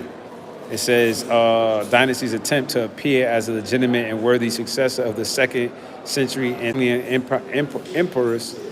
Despite this, in his official portrait, he abandoned the luxuriant hair and beard of his predecessors. His predecessors was Jake's. It says for a military style characterized by Hair and closely beard. Come on, man. He had that Right. really nice hair, man. closely cropped curls and stubble beard. An ancient source records that on his deathbed, his father Septimius Severus advised Caracalla to enrich the soldiers and despise everyone else. So yeah, it would be the of the Severian dynasty. You got Now, where's the dude that's been Macrinus. Cranius? He's over I don't know if he's over here. Is he over here? Let me see him. Oh, you know what it is? I think he's in there. We might have to zoom in real quick. Yeah, it's Macrinus. cool. We can't. Want to. I mean, probably can't go in there. You see? Okay, this is the Hadrian period. This is part of the rulers of the not Herod. The five good emperors. Oh, okay. Hadrian. Okay. And and if anything, let's just get that in Romans. Huh? With the thousand years. Nah.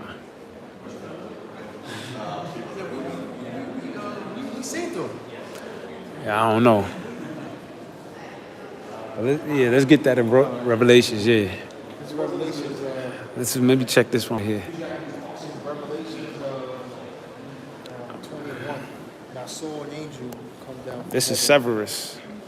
But this is it's not even before. This is after the late Severian period.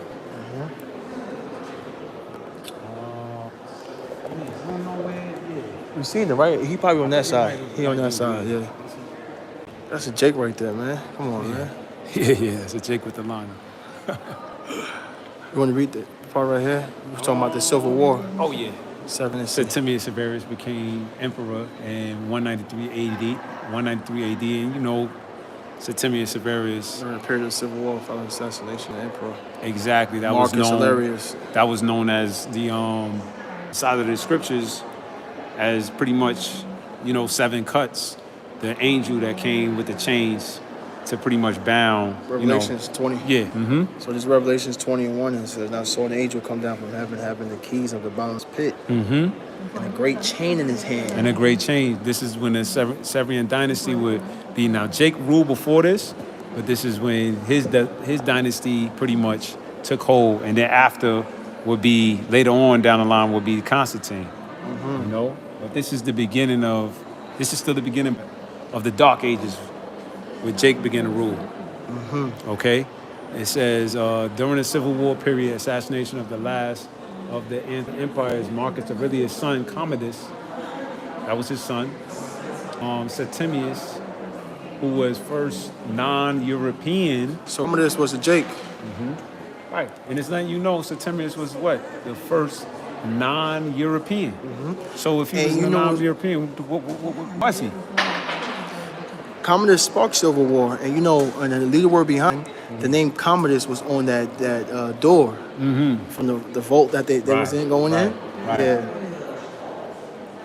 It says the imperial purple came from North Africa city of Lepsis Magna in Tripolitania, modern Libya. What was he doing in those days? He married Julia Domna, a rich member of a rich, powerful family, you know. And that's how Jake did, because even with history, you know, those were families we could deal with as a series, you know. That thereafter dominated Rome until the wealth of Alexander, The death. the death of Alexander Severus in AD. 238 AD. The desperate origins of the new dynasty and the indicative of the Romanization and integration of the provincial peoples within the imperial system.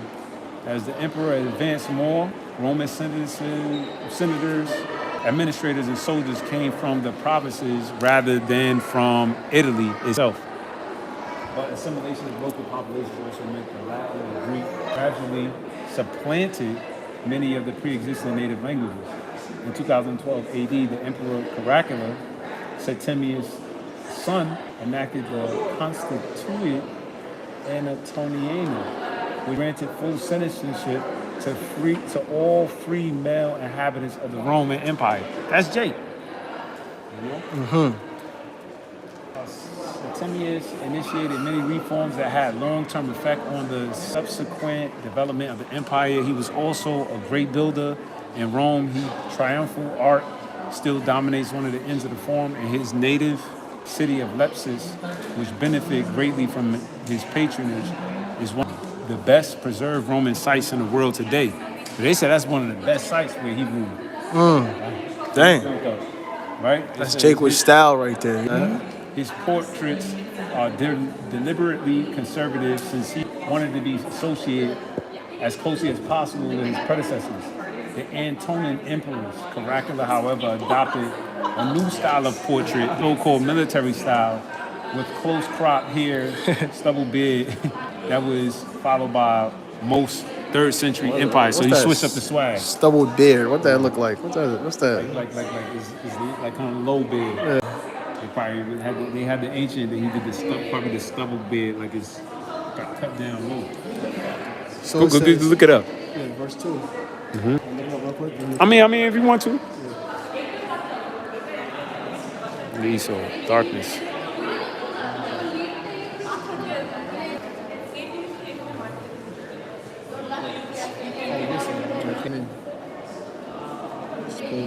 Like that low cut. Low cut, yep, beard. So you see it in his face. Right? Stubble beard, yeah.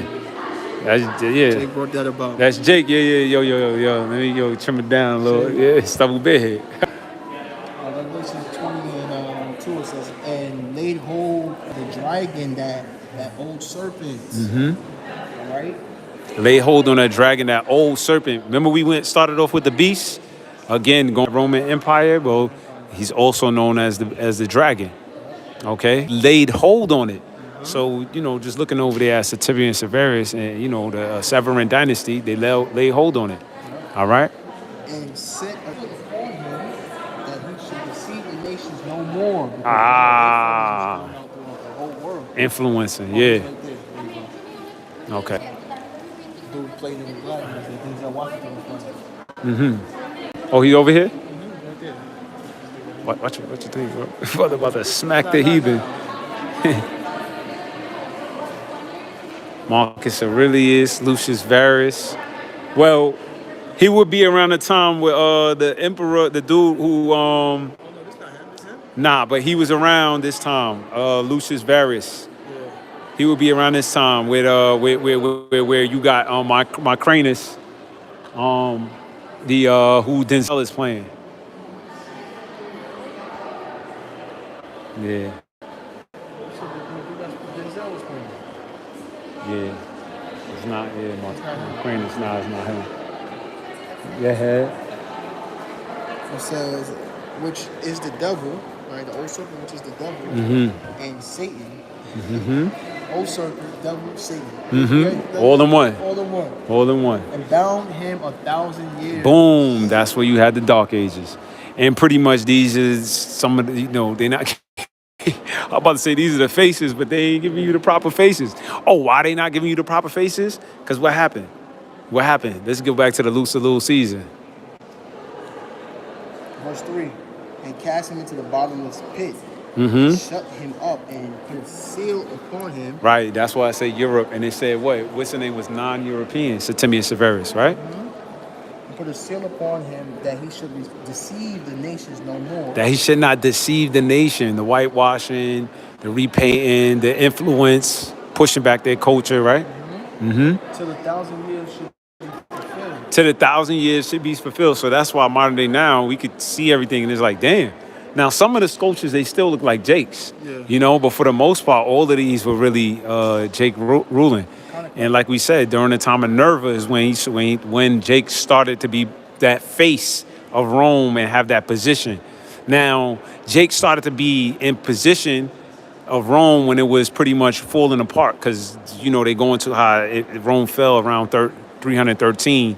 And that's when the height of Jake was taking over Constantine in that 1,000-year period.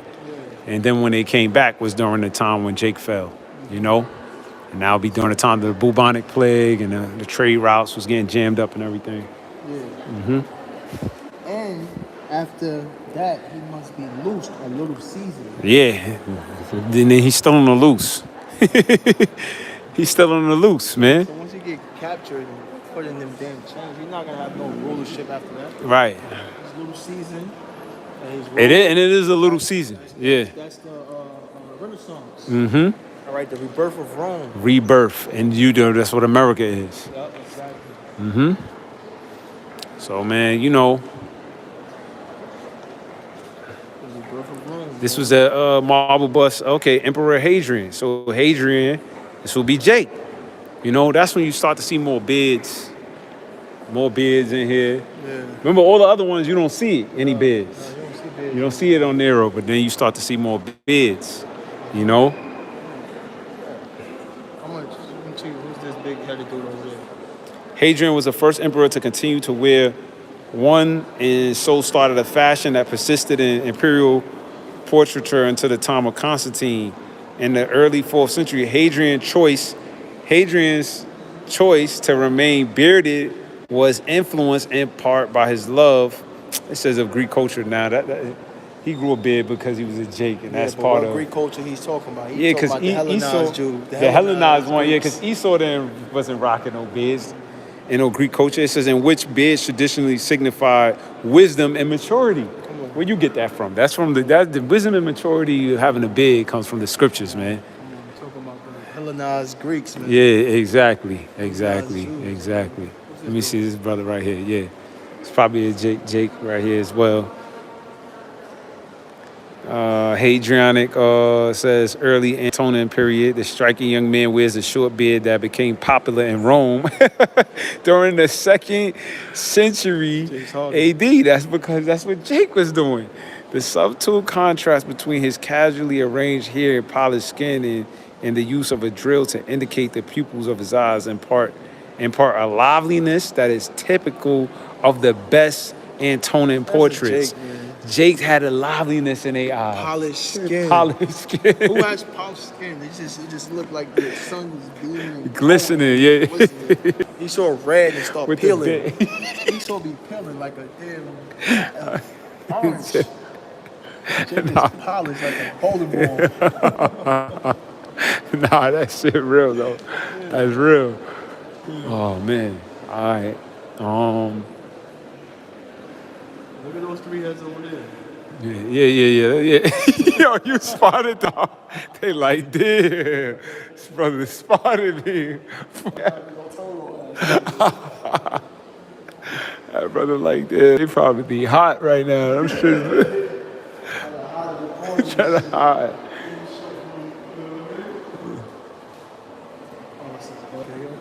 Okay, now these might be decent Jakes. They look like these are some Jakes. Okay, your Roman Severan period. Okay, and this masterful portrait of a man with a deep frown and the sunken cheeks, the roughly chiseled hair and beard contrast highly polished face. Go polished. The portrait was probably set in a bust as the underside of the neck is carefully tooled. You know? You know what I'm saying?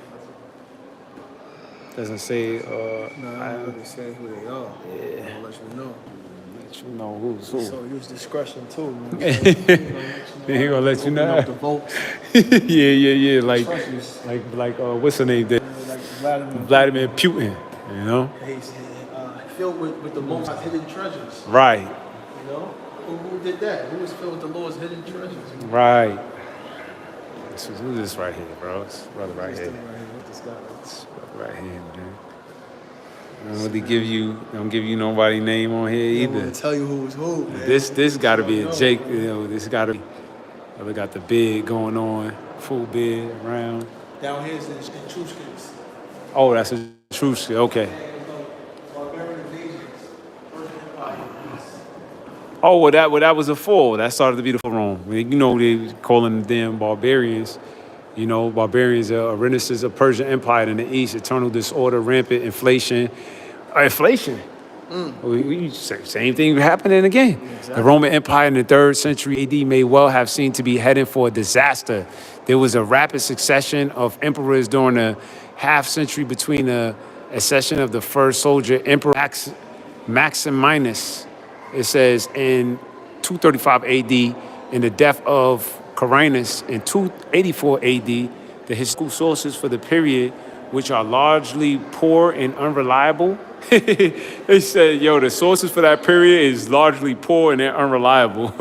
Also give the impression of total anarchy. One immediate sign of unsettled times is provided by the construction of a new, much larger circuit of the walls in the city of Rome itself.